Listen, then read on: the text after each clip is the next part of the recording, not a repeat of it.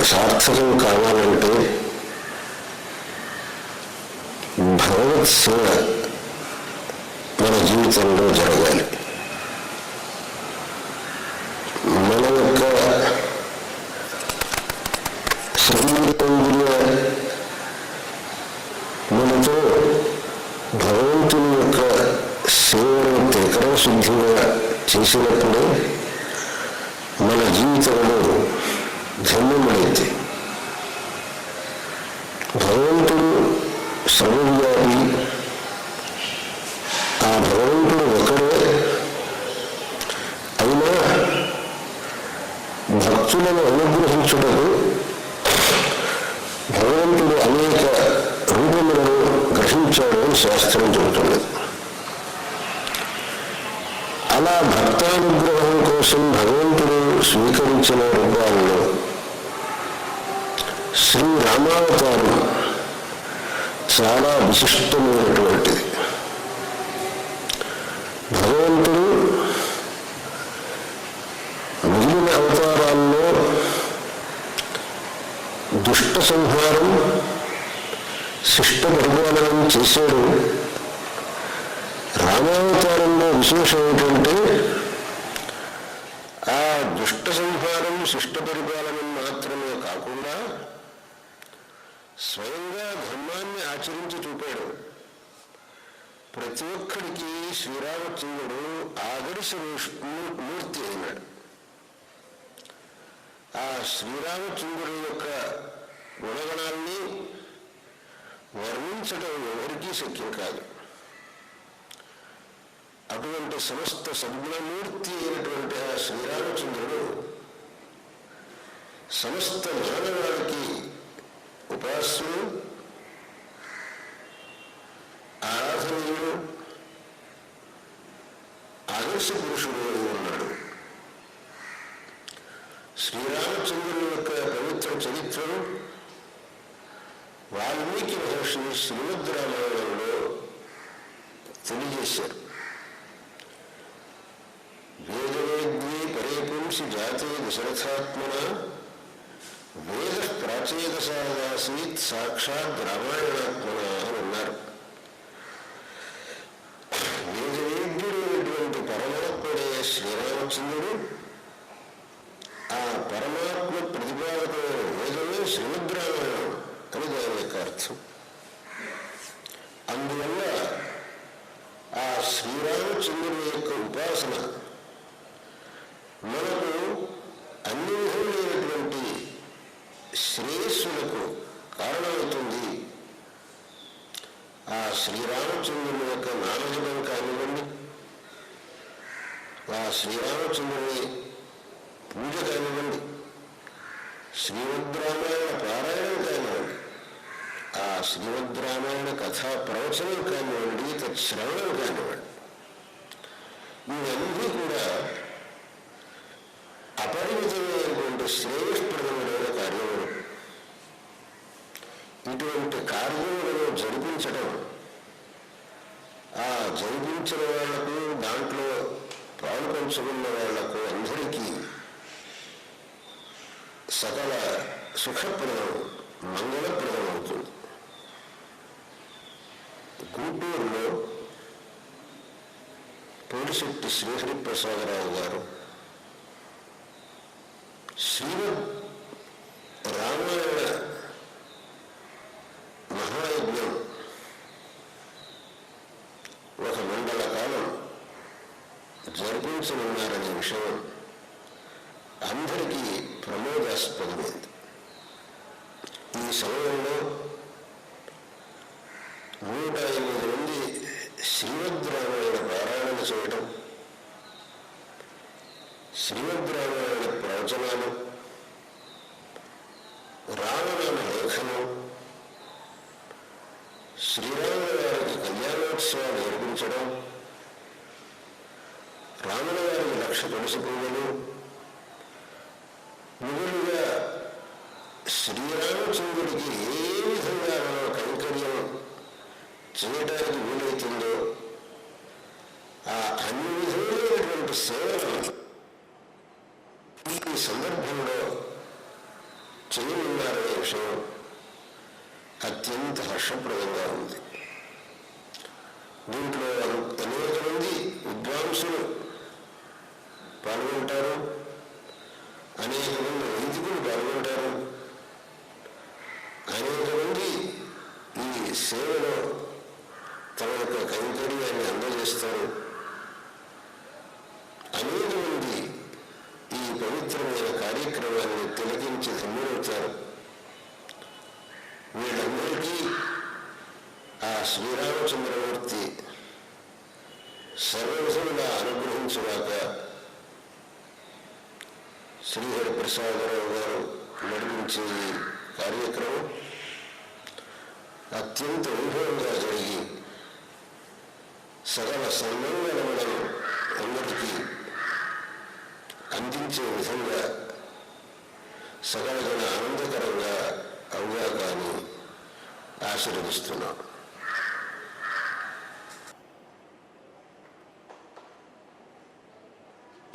గురుదేవో మహేశ్వరః గురు साक्षात् परं ब्रह्म तस्मै श्री गुरवे नमः। भारते करुणापात्रं भारते पदभूषणं भारते पदमारूढं भारते तीर्थमाश्रये। आपदामपात्तारं दातारं सर्वसम्पदां लोकाभिरामं श्रीरामं भूयो भूयो नमाम्यहम्। रामाय रामभद्राय रामचन्द्राय वेदसे रघुनाथाय नाथाय सीताय पतये नमः।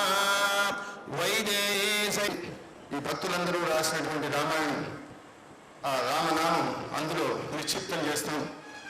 ఆ శక్తి ఎల్లకాలంలోనూ అక్కడికి వచ్చి సందర్శించినటువంటి అందరికీ కూడా ఎంతో శ్రేయస్సు కలిగిస్తుంది కనుక ఆ కార్యక్రమం చేస్తున్నాం.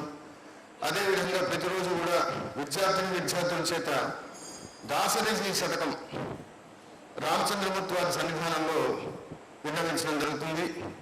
సంక్షేప రామాయణం, బాలకాండలో వచ్చేటువంటి సంక్షేప రామాయణం కూడా ప్రతినిత్యం పారాయణ జరుగుతుంది. అదేవిధంగా నామ రామాయణం పారాయణం జరుగుతుంది. ఈ కార్యక్రమాలన్నీ కూడా అందరూ తిలకించాలి. ఈ 42 రోజులు మన గుంటూరు పట్టణం అంతా కూడా రామం రామం రామం రామనామంతో, రామ జపంతో, రాముని యొక్క కథా శ్రవణంతో పునీతం కావాలనేటువంటి సదుద్దేశంతో చేస్తున్నాం. కాబట్టి ఈ భక్తులైన మీ అందరికి కూడా భక్తిపూర్వకంగా సమయంగా కోరుకునేది ఏమంటే, మీరందరూ కూడా మీ సేవలో మీకు ఏది ఉపయుక్తంగా ఉంటుందో, ఏది అవకాశంగా ఉంటుందో అటువంటి సేవలో పాల్గొని మీరందరూ ధరిస్తారు. మీ కుటుంబాలందరూ కూడా సుఖ సంతోషంతో వర్ధిల్లాలని చెప్పి మా శృంగేరి శారదాపేట గుంటూరు శాఖ తరఫున మిమ్మల్ని అందరినీ అభ్యర్థిస్తున్నాను.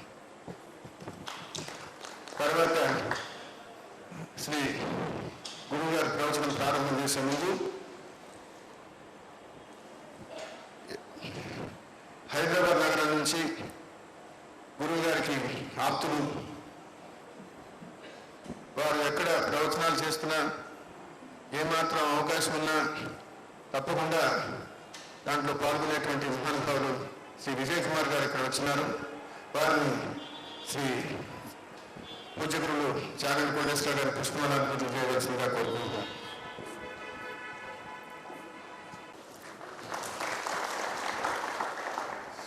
అదేవిధంగా శిష్యులు, పుత్ర సమానులు, గురుగారి ప్రసంగాలు వినే వారందరికీ కూడా వారి పేరు సుపరిచితం. వారిని వారు విశ్వకర్మ అని చెప్తూ ఉంటారు. అయ్యప్ప స్వామివారి దేవస్థానంలో జరిగేటువంటి క్రతువులు, ఆ కార్యక్రమాలు చూడాల్సిందే కానీ చెప్పనలేవి కాదు. అటువంటి వాటిని చక్కగా నిర్వహిస్తూ కాకినాడ పట్టణానికి నేను మొట్టమొదటి గురువు గారు ఇక్కడికి వచ్చినప్పుడే చెప్పాను, మోక్షదాయకమని 7 క్షేత్రాలు చెప్తారు, ఈ 8వ క్షేత్రంగా కాకినాడని చేర్చాలని. అటువంటి మహానుభావుడు శ్రీ గోపాలకృష్ణమూర్తి గారు ఎక్కినారు.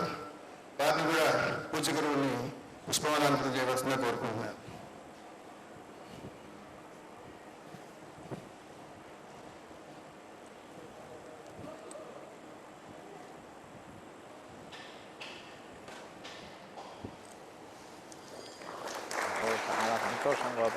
అదేవిధంగా ఇంకొక మహానుభావుడు, ఎప్పుడు గురువుగారికి ఎటువంటి సేవ చేసే అవకాశం లేదు, నాకు కుమారుడితో సమానం, ప్రసాద్ బాబుని వచ్చి గురువు గారికి పుష్పమాలార్పణ చేయవలసిందిగా కోరుకుంటున్నాను.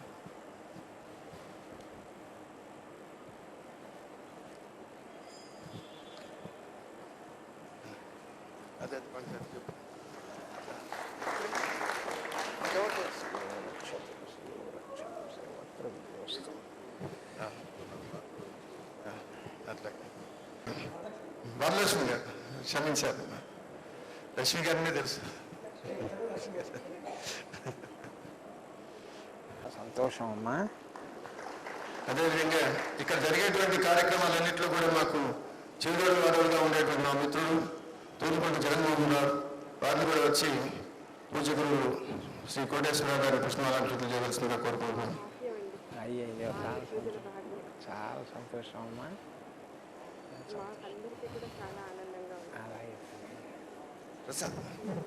ప్రసాద్ లేదు, ఇప్పటికి దాదాపు 1 కోటి మంది శివోరక్ష ఆ వెబ్సైట్ విజిట్ చేశారు.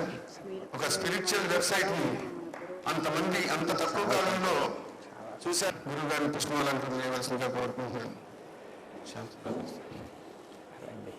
చాలా సంతోషం శ్రీహరిరావు గారు, చాలా సంతోషం. శివోరక్ష శివోరక్ష. ప్రశంసించకూడదు కానీ ఏ తండ్రి అయినా గొప్పగా ఫీల్ అయ్యేటువంటి ఒక వ్యక్తి నా కుమారుడు శ్యామ్ సుందర్. చిన్నవాడైనా భక్తిలో నన్ను మించినవాడు. వాడిని కూడా వచ్చి గురువును పుష్పానార్థం చేసి వారి ఆశీర్వాదం పొందవలసిందిగా కోరుకుంటున్నాను.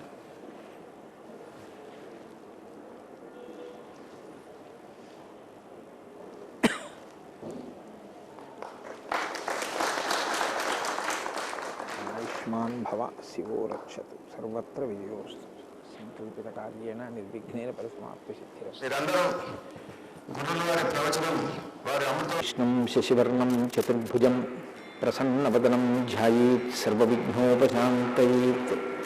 గురుర్బ్రహ్మా గురుర్విష్ణుః గురుర్దేవో మహేశ్వరः గురుః సాక్షాత్ పరబ్రహ్మ తస్మై శ్రీగురవై నమః.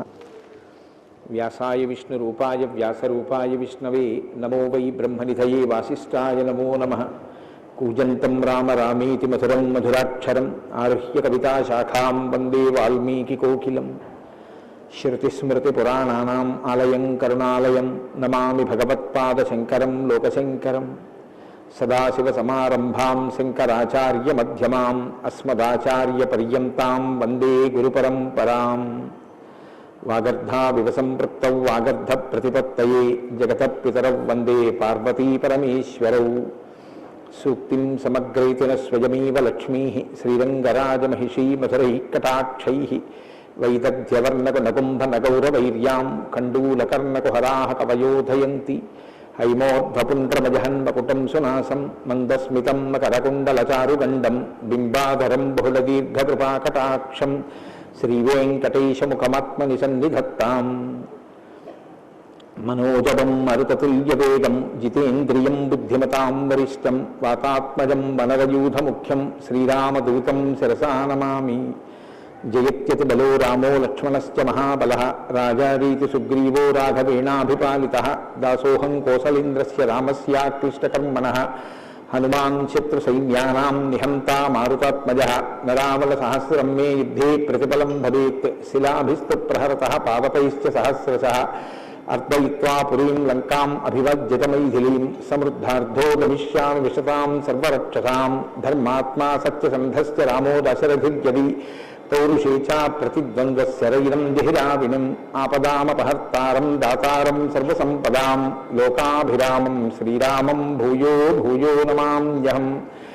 శరజ్యోత్స్నాశుద్ధాం శశీతజటాజూటముకుటాం వరత్రాసత్రాణస్ఫటికఘటికా పుస్తకకరాం. సకృన్నత్వా నత్వా కథవివసతాం సన్నిధదతే మధుక్షీరద్రాక్షా మధురిమధురీనాః ఫణితయః.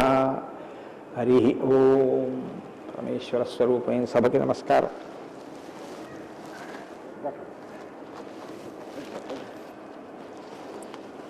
శంకర భగవత్పాదుల చేత ప్రతిష్ఠించబడినటువంటి భారతదేశం 4 మూలలా ఉన్నటువంటి 4 పీఠాలలో సార్వభౌమ పీఠంగా పరిగణింపబడినటువంటి దక్షిణ భారతదేశంలోని శృంగగిరి పీఠానికి ఆధ్వర్యం వహిస్తున్న పూజ్యపాదులు శ్రీ శ్రీ శ్రీ భారతీ తీర్థస్వామి వారి యొక్క దివ్యమైనటువంటి సందేశంతో ప్రారంభమై వారి యొక్క అనుగ్రహ ఆశీస్సులతో ప్రారంభమైన ఈ శ్రీరామాయణ యజ్ఞ కార్యక్రమంలో 42 రోజుల పాటు 7 రోజులు ఒక కాండ చప్పున 6 కాండలు 6 ఏళ్ళు 42 రోజులలో పూర్తి చేసి చిట్ట చివర పట్టాభిషేకం వరకు శ్రీరామాయణాన్ని సంపూర్ణంగా ప్రవచనం చేసేటటువంటి భాగ్యం నాకు కలగడం పరమేశ్వరుని యొక్క నిర్హేతుక కృపాకటాక్ష వీక్షణంగా భావన చేస్తున్నాను.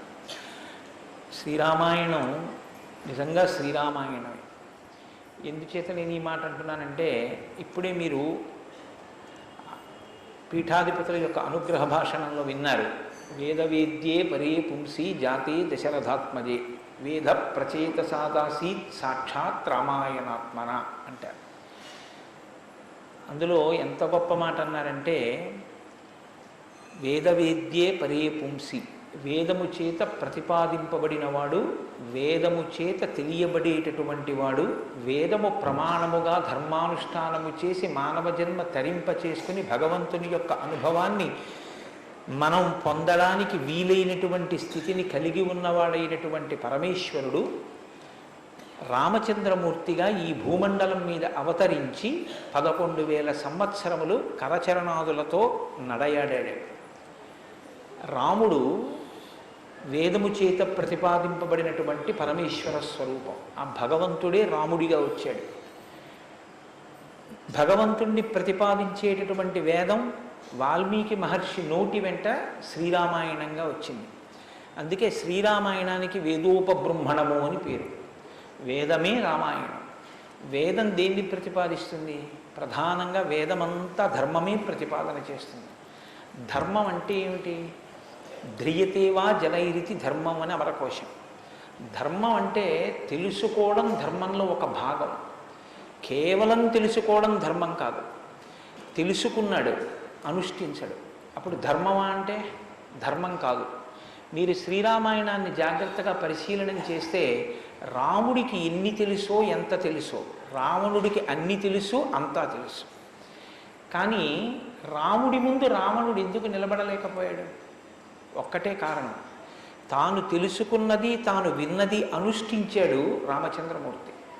తాను విన్నది తాను తెలుసుకున్నది తన సౌకర్యానికి అనుగుణంగా మార్చుకుని దబాయించి బ్రతికే ప్రయత్నం చేస్తాడు రావణాసురుడు. ధర్మాన్ని మీరు తెలుసుకోవడం ప్రధానం ఎంతో, దాన్ని అనుష్ఠించడం కూడా అంతే అవసరం. అనుష్ఠానానికి పనికిరానటువంటి ధర్మం ఉపయోగం లేనిదవుతుంది. ఇంట్లో కర్ర ఉంది, వీధిలో కుక్క ఉంది. కుక్క మీ మీద పడడానికి ఉద్యుక్తమవుతున్న సమయంలో మీ ఇంట్లో కర్ర ఉంది కదా అని మీ మీద పడ్డం మానదు. మీ చేతిలో కర్ర ఉంటే కుక్క మీ మీద పడకుండా ఉంటుంది. ధర్మో రక్షతి రక్షిత అన్న మాటకు అర్థం ఏంటంటే మీరు ధర్మాన్ని అనుష్ఠిస్తే మిమ్మల్ని ధర్మం కాపాడుతుంది.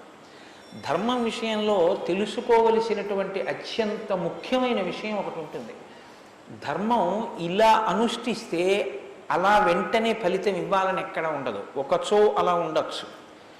ధర్మం ఎటువంటిదంటే పంట పండడం కోసమని చెప్పి వ్యవసాయదారుడు భూమిని దున్నడం మొదలు పెడతాడు.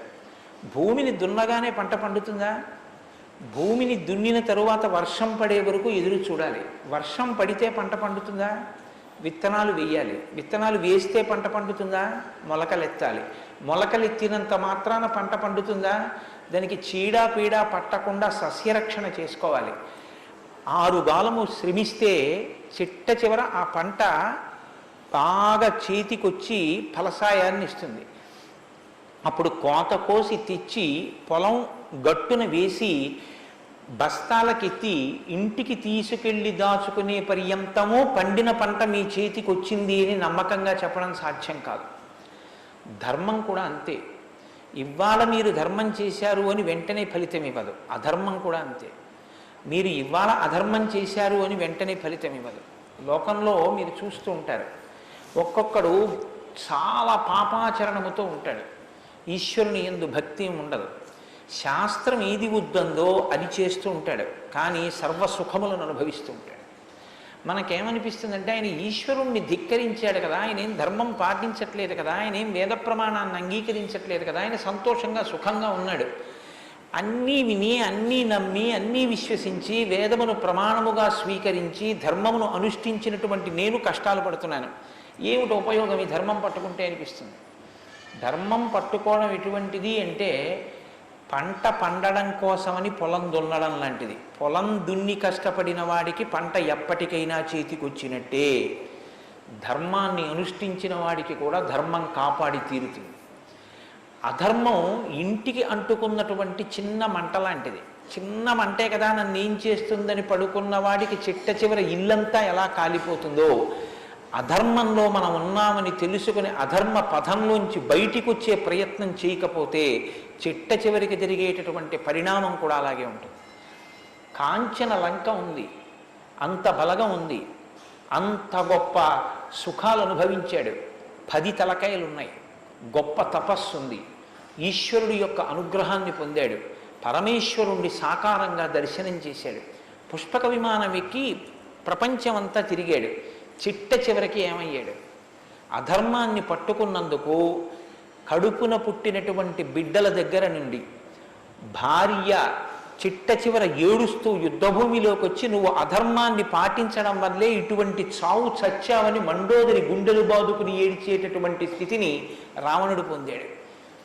ప్రతి క్షణం ధర్మాన్ని అనుష్ఠించాడు. ఎంత ఓపికగా అనుష్ఠించాడంటే ఎన్ని కష్టాలైనా రాని ఆయనకి కావలసింది మాత్రం ఒక్కటే, ధర్మం. ధర్మమా సుఖమా, ధర్మమా కష్టమా, ధర్మమా ప్రయోజనమా, ధర్మమా అడ్డదారా, ధర్మమా కోరిక తీరడమా, మీరు పక్కన ఏవి పెట్టి చూడండి, శ్రీరామచంద్రమూర్తి జీవితం అంతా ఒకటే, ధర్మమే. వాళ్ళన్నాడు సుగ్రీవుడితో ఎందుకు స్నేహం చేశావు? నాతో స్నేహం చేస్తే రావణాసురుణ్ణి నిగ్రహించి నీ భార్యని వెంటనే ఇప్పిద్దును, ఎందుకు సుగ్రీవుడితో స్నేహం చేశావని అడిగాడు. నాకు కావలసింది ధర్మం, అధర్మాన్ని పాటించేటటువంటి నీతోటి స్నేహం వల్ల నా భార్యని తెచ్చుకోవడం నాకు అక్కర్లేదు, అందుకు నిన్ను నిగ్రహించానన్నాడు. తండ్రి మరణించాడు, చెక్కు చెదరలేదు. భార్యను అపహరించారు, చెక్కు చెదరలేదు. రాజ్యం పోయింది, చెక్కు చెదరలేదు. జటాయువు మరణించాడు, చెక్కు చెదరలేదు. ఇలా కాదన్నయ్య, ఈ మార్గాన్ని విడిచిపెట్టి ఇలా వెళ్ళన్నాడు. తోడ పుట్టినటువంటి లక్ష్మణమూర్తి నాకు వద్దన్నాడు. కన్న తల్లి కౌసల్య అంది, నీ తండ్రి ఇటువంటి దురాత్ముడు కాబట్టి నన్ను కూడా నీతో తీసుకెళ్ళండి. వద్దమ్మా, ధర్మం ప్రధానం అన్నాడు. ఎన్ని పర్యాయాలు ఆయన మాట్లాడితే ధర్మం ధర్మం ధర్మం. అయితే ఇక్కడ మీరు ఒక మాట గమనించవలసి ఉంటుంది. ధర్మం అంటే ఏది ధర్మం? కోటేశ్వరరావు గారు చెప్తే ధర్మం అవుతుందా? లేకపోతే ఎవరో నేను ఇది చెప్తానండి ఇది ధర్మం అంటే అవుతుందా? మనం చెప్తే ధర్మం అవదు, వేదం చెప్తే ధర్మం అవుతుంది. వేదం ఏది చెప్పిందో అది ధర్మం. వేదమునకు వ్యతిరేకముగా చెప్పనటువంటి స్మృతి చెప్పినది ధర్మం. వేదమునకు వ్యతిరేకంగా చెప్పని స్మృతి చెప్పిన మాట పాటించిన వాడిది ధర్మం. ఆ ధర్మం ఎవడు పట్టుకుంటాడో వాడే శ్రీరాముడు. ఆ ధర్మాన్ని ఎవడు పట్టుకుంటాడో వాడు అంతిమంగా పొందేది ఏదంటే విజయమే. 11,000 సంవత్సరములు ఈ భూమండలాన్ని పరిపాలించినటువంటి రామచంద్రమూర్తి పడనటువంటి కష్టం లేదు. ఇన్ని కష్టాలు పడుతున్నా ఆయన ఇతరులకు సుఖాన్ని ఇచ్చాడు, ఇతరులకు ఆనందం ఇచ్చాడు, ఇతరులకు సంతోషం ఇచ్చాడు తప్ప నేనింత కష్టంలో ఉన్నాను మీరు ఎందుకు నవ్వాలని ఆయన ఎన్నడూ అడగలేదు. అందుకే రాముడు యోగి అన్నారు పెద్దలు. యోగి అంటే పైన ఎన్ని కష్టాలైనా రావచ్చు, కానీ లోపల మాత్రం తాను నిర్వికారంగా ఉంటాడు. అందుకే పుట్టినది కూడా నవమి తిథి నాడు పుట్టాడు మహానుభావుడు. 9 అంకెకున్న గొప్పతనం చూడండి. మీరు ఎంత పెట్టి 9ని హెచ్చ వేయండి మళ్ళీ 9గా మారుతూ ఉంటుంది. 9 ఒకట్ల 9, 9 2 18, 8 1 9, 9 3 27, 7 2 9, 9 4 36, 6 3 9, 9 5 45, 5 4 9. ఏం చేసినా మళ్ళీ 9 అవుతూ ఉంటుంది. ఎన్ని కష్టాలు బయట రానివ్వండి, ఎన్ని వైక్లభ్యాలు కలగనివ్వండి, లోపల మాత్రం రాముడు ఎప్పుడూ ధర్మాన్నే పట్టుకొని ఉంటాడు.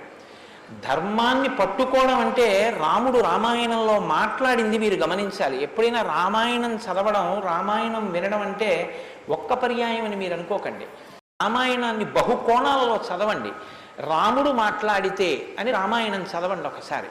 రాముడు ఎప్పుడు నేను ఇలా చెప్తాను అని అనడు. రాముడు ఎప్పుడు చెప్పినా ఎలా చెప్తాడంటే ఋషులు ఇలా చెప్పారంటాడు, పెద్దలు ఇలా చెప్పారంటాడు, శాస్త్రం ఇలా చెప్పిందంటాడు తప్ప నేను ఇలా చెప్తానన్నాడు రాముడు.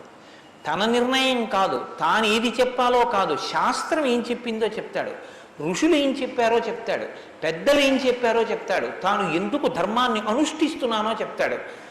తన జీవితాన్ని ఆదర్శవంతంగా తీసుకొచ్చి మనుష్య జాతికంతటికి ఫలంగా అందించాడు. అటువంటి ధర్మాత్ముడైనటువంటి రామచంద్రమూర్తి మనుష్యుడిగా అవతారాన్ని స్వీకరించి ఉండకపోతే అసలు మనుష్యుని యొక్క జన్మ ప్రయోజనం ఇంత గొప్పవాడా మనిషి అన్న విషయమే లోకానికి అర్థమయ్యుండేది కాదు. ఎందుకంటే మీరు ఒక విషయాన్ని జాగ్రత్తగా గమనించండి. రామావతార స్వీకారానికి ముందరే రామనామం లోకంలో ఉంది. రామావతారానికి ముందు రామనామం లేకపోతే వాల్మీకి మహర్షికి రామనామాన్ని ఎలాగా ఉపదేశం చేశారు ఋషులు? ఆయనకి ఉపదేశం చేసిన తరువాత కదా రామచంద్రమూర్తి అవతారం వచ్చింది. ఆయన వాల్మీకిగా మారిన తరువాత కదా రాముడు పుట్టింది. కాబట్టి రామ అన్న నామం సాక్షాత్తు ఈశ్వరుడి యొక్క నామం. అది అది రమయతీతి రామ, లోకులనందరినీ రమింపచేసేటటువంటి నామం. అంతటి మహోత్కృష్టమైనటువంటి శీల సంపద కలిగినటువంటి వాడు రామచంద్రమూర్తి. అందుకే రామాయణాన్ని రామచంద్రమూర్తిని ఎంతకాలం మనుష్య జాతి ఆరాధన చేస్తుందో అంతకాలం మానవత్వం బ్రతికుంటుంది. ఏనాడు రామచంద్రమూర్తిని మరిచిపోతామో, ఏనాడు రామాయణం మనకు అక్కర్లేదని అంటామో, ఆనాడు మనిషిగా కనపడుతున్న మనుష్యత్వం చచ్చిపోతుంది, మానవత్వం చచ్చిపోతుంది, నరత్వం చచ్చిపోతుంది. అది పోయిన నాడు నరజన్మ యొక్క ప్రయోజనమే పోతుంది. అందుకే మీరు చూడండి, విష్ణువు దశావతారములను స్వీకరించారు. వేదోద్ధారణ, మందరాభరణ, పృథ్వీధర్మ నిర్మాణ, ప్రహ్లాదత్రాణ, బలిప్రతారణ, నృపాహంకార నిర్వాపన, వైదేహీ రమణ, ధనంజయ జయ వ్యాపార పారీణ, క్షోణీ దివ్యత్కరుణ, తమోహరణ, తండ్రి వెంకటేశ ప్రభో. ఇన్ని అవతారాలు స్వీకరించినా ఆ అవతార పరిసమాప్తి అయిపోయిన తరువాత మనం పిలిస్తే ఇక లక్ష్మీనారాయణులనే పిలుస్తాం. ఒక వామనమూర్తి అవతార పరిసమాప్తి అయిపోయింది, ఏమంటాం? లక్ష్మీనారాయణులు. ఒక పరశురాముడు, లక్ష్మీనారాయణులు. ఒక మత్స్యావతారం, లక్ష్మీనారాయణులు. ఒక్క సీతారాముల అవతారంలో మాత్రం యుగాలు మారిపోయినా ఆ అవతారాన్ని సీతారాములనే పిలుస్తాం. భార్యాభర్తలు ఎలా బతకాలో నేర్పినటువంటి అవతారం రామావతారం. అన్నదమ్ములు ఎలా బతకాలో నేర్పిన అవతారం రామావతారం. తండ్రి కొడుకులు ఎలా బతకాలో నేర్పిన అవతారం రామావతారం. ఒక ఉద్యోగి యజమాని ఎలా బతకాలో నేర్పిన అవతారం రామావతారం.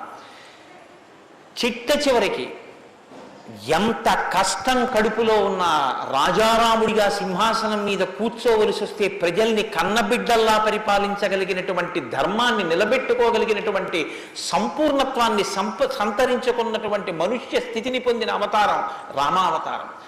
మీకు జీవితంలో అనుష్ఠాన పర్యంతంలో ఎక్కడ ఏ విషయం గురించి అనుమానం వచ్చినా మీకు రామాయణం జీర్ణమైతే మీకు వెంటనే శ్రీరామాయణం జ్ఞాపకానికి వస్తుంది. అప్పుడు రాముడు ఇలా ప్రవర్తించాడు అని మీకు జ్ఞాపకం వస్తుంది. రామాయణం మీకు జీర్ణమైతే మీ భాష తీరు మారిపోతుంది. రామాయణం మీకు జీర్ణమైతే మాట ఎంత గొప్పదో మీకు అర్థమవుతుంది. నేను అందుకే మీకు మనవి చేశాను, రామాయణాన్ని రామాయణంగా చదవకండి అని.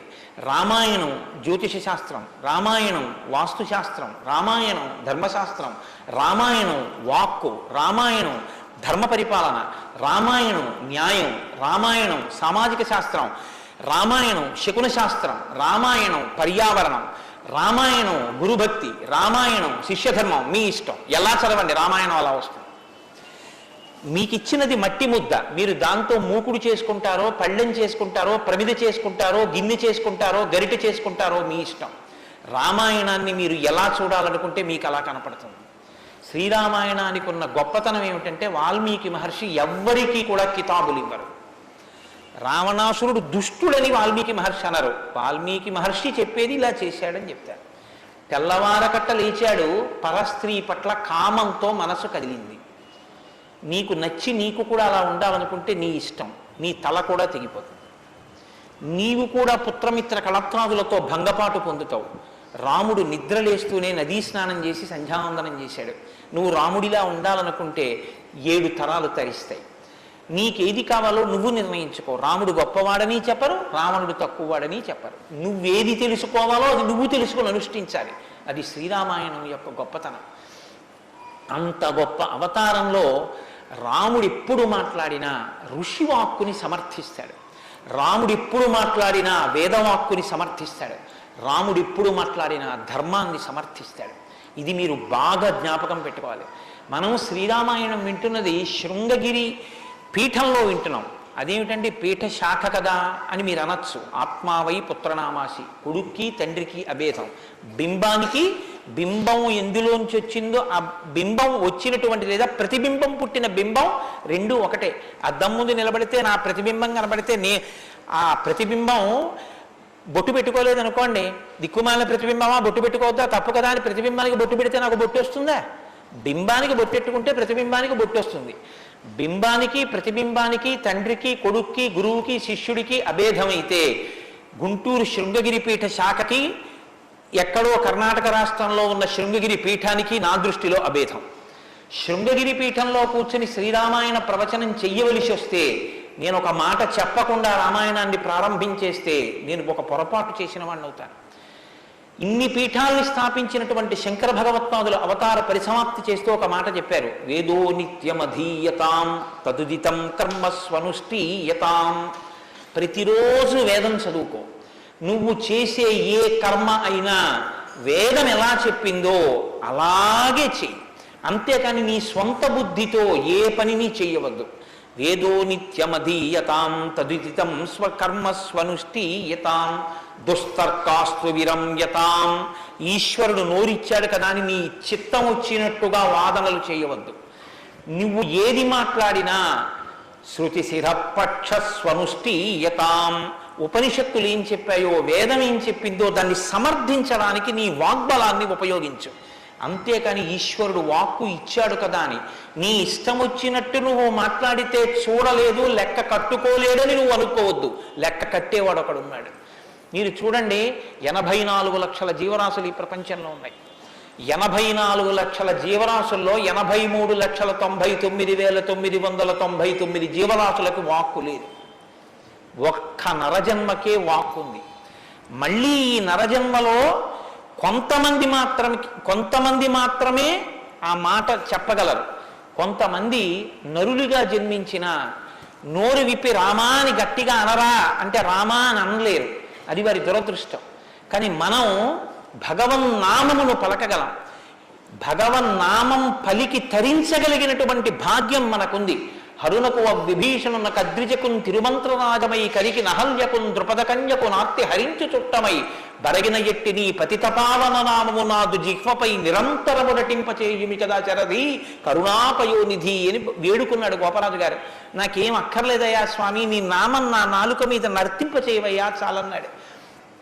పవి పుష్పంబగు అగ్ని మంచగు నాకోపారం భూమిస్థలంబగు శత్రుండతిమిత్రుడవు విషము దివ్యాహారమౌనెన్నగా అవనీమండలి లోపలం శివ శివేచ్ఛాభాషణోల్లాసకిన్ శివ నీ నామము సర్వవస్యకరమౌ శ్రీకాళహస్తీశ్వర.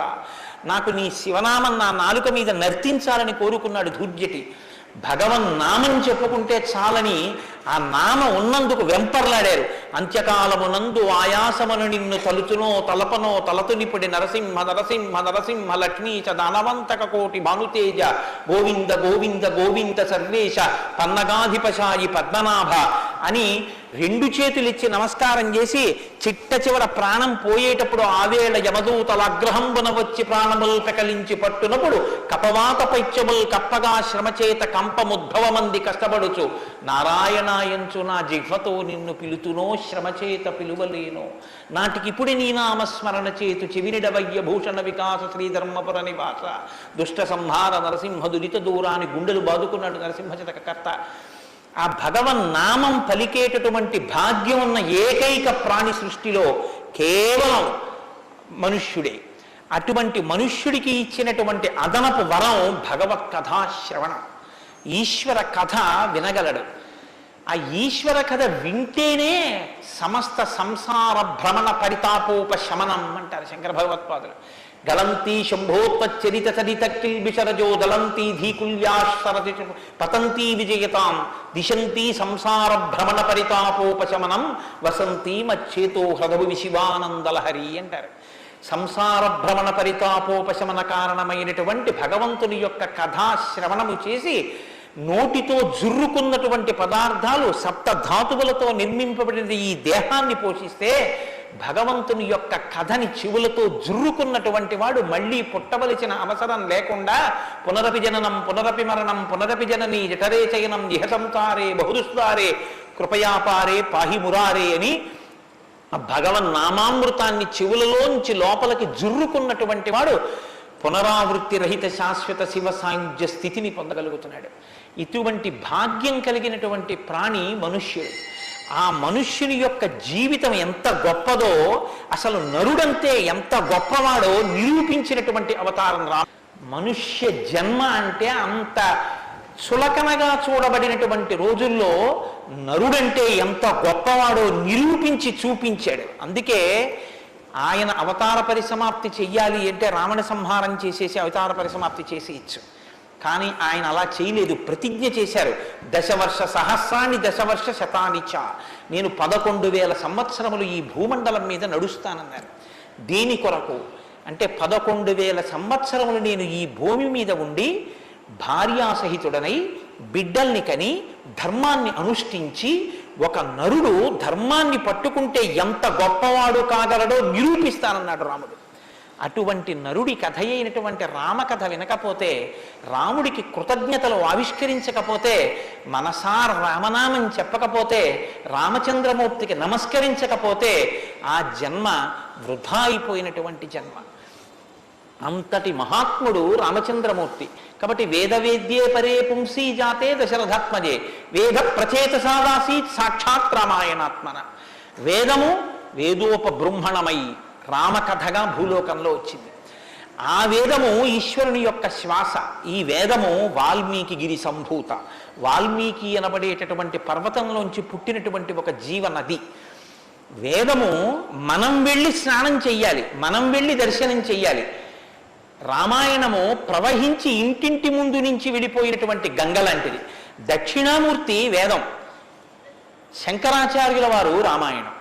దక్షిణామూర్తి ఎక్కడో ఒక్క చోట కూర్చుని ఉంటారు. సనక సనందనాదులు కూడా ఆయన కూర్చున్న చోటుకే వెళ్ళి నమస్కారం చేసి జ్ఞానోపలబ్ధి పొందాలి. శంకరాచార్యుల వారు అలా కాదు. శంభోర్మూర్తిశ్చరతి భువనే శంకరాచార్య రూప.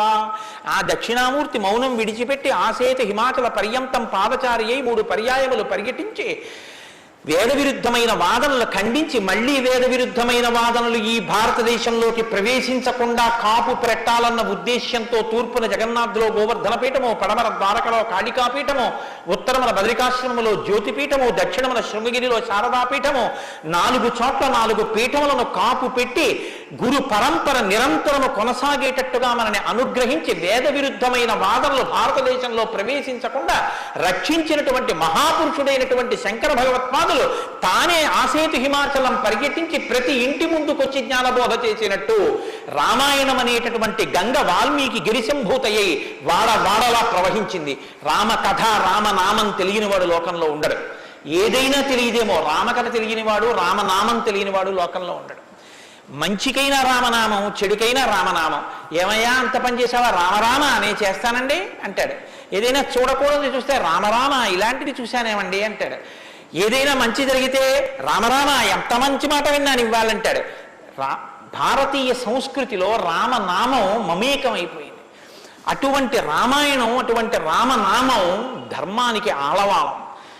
ధర్మాన్ని వ్యతిరేకించడం కన్నా ఘోరమైన పాపం లోకంలో ఇంకోటి ఉండదు. ఇవాల్టి రోజున రామాయణం యొక్క ఆవశ్యకత మరీ ఎక్కువ. ఎందుచేతనో తెలుసా అండి?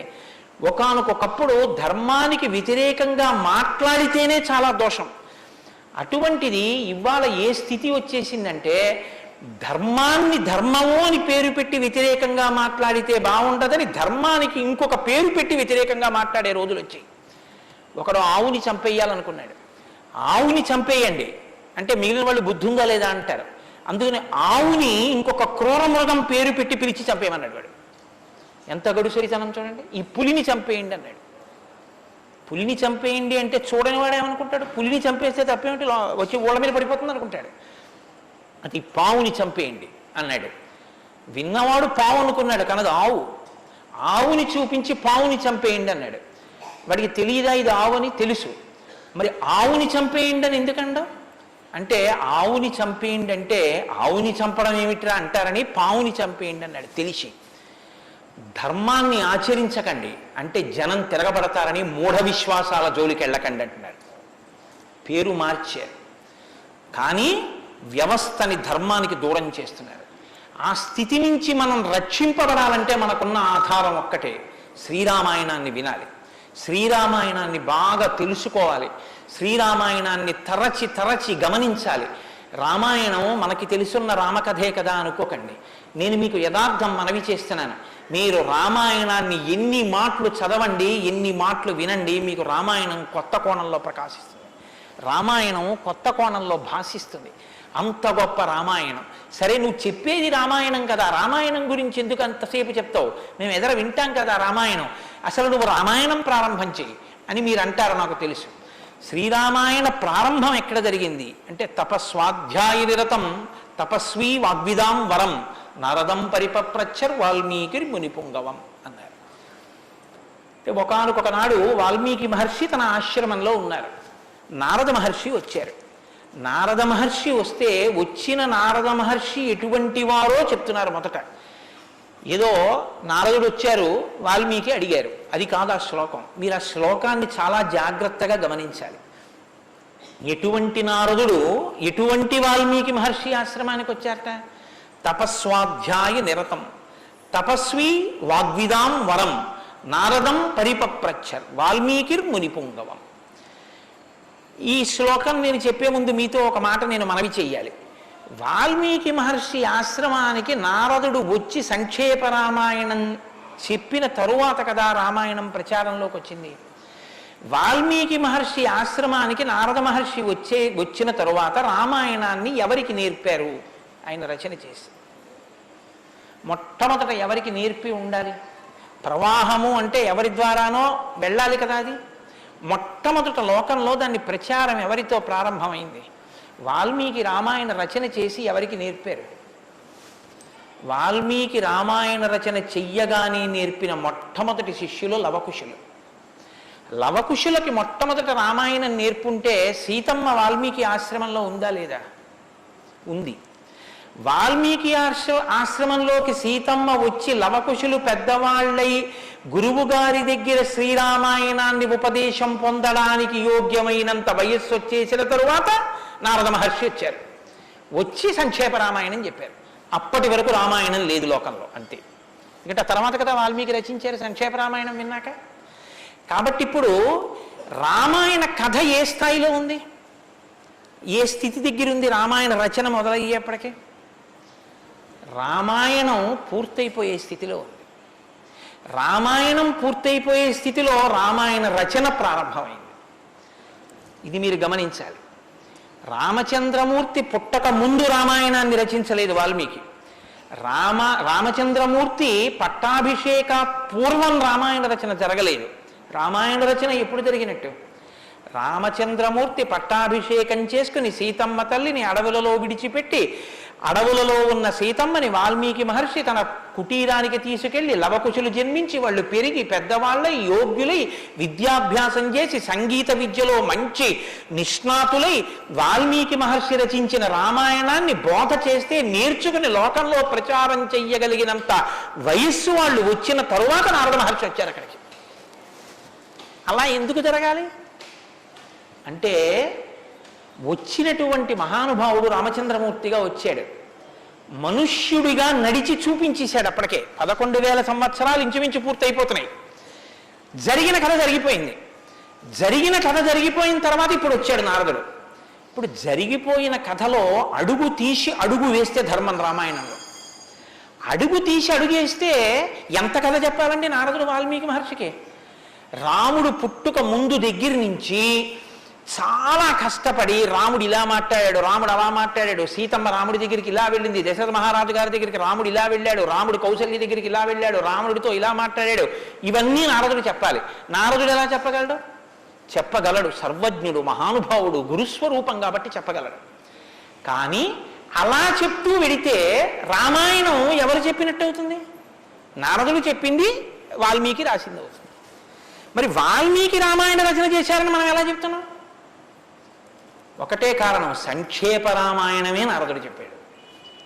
కేవలం ఒక 100 శ్లోకాల దగ్గరలో రామకథని ఒక్కసారి అలా చిన్న మాల కింద అల్లి చెప్పి వెళ్ళిపోయాడంతే.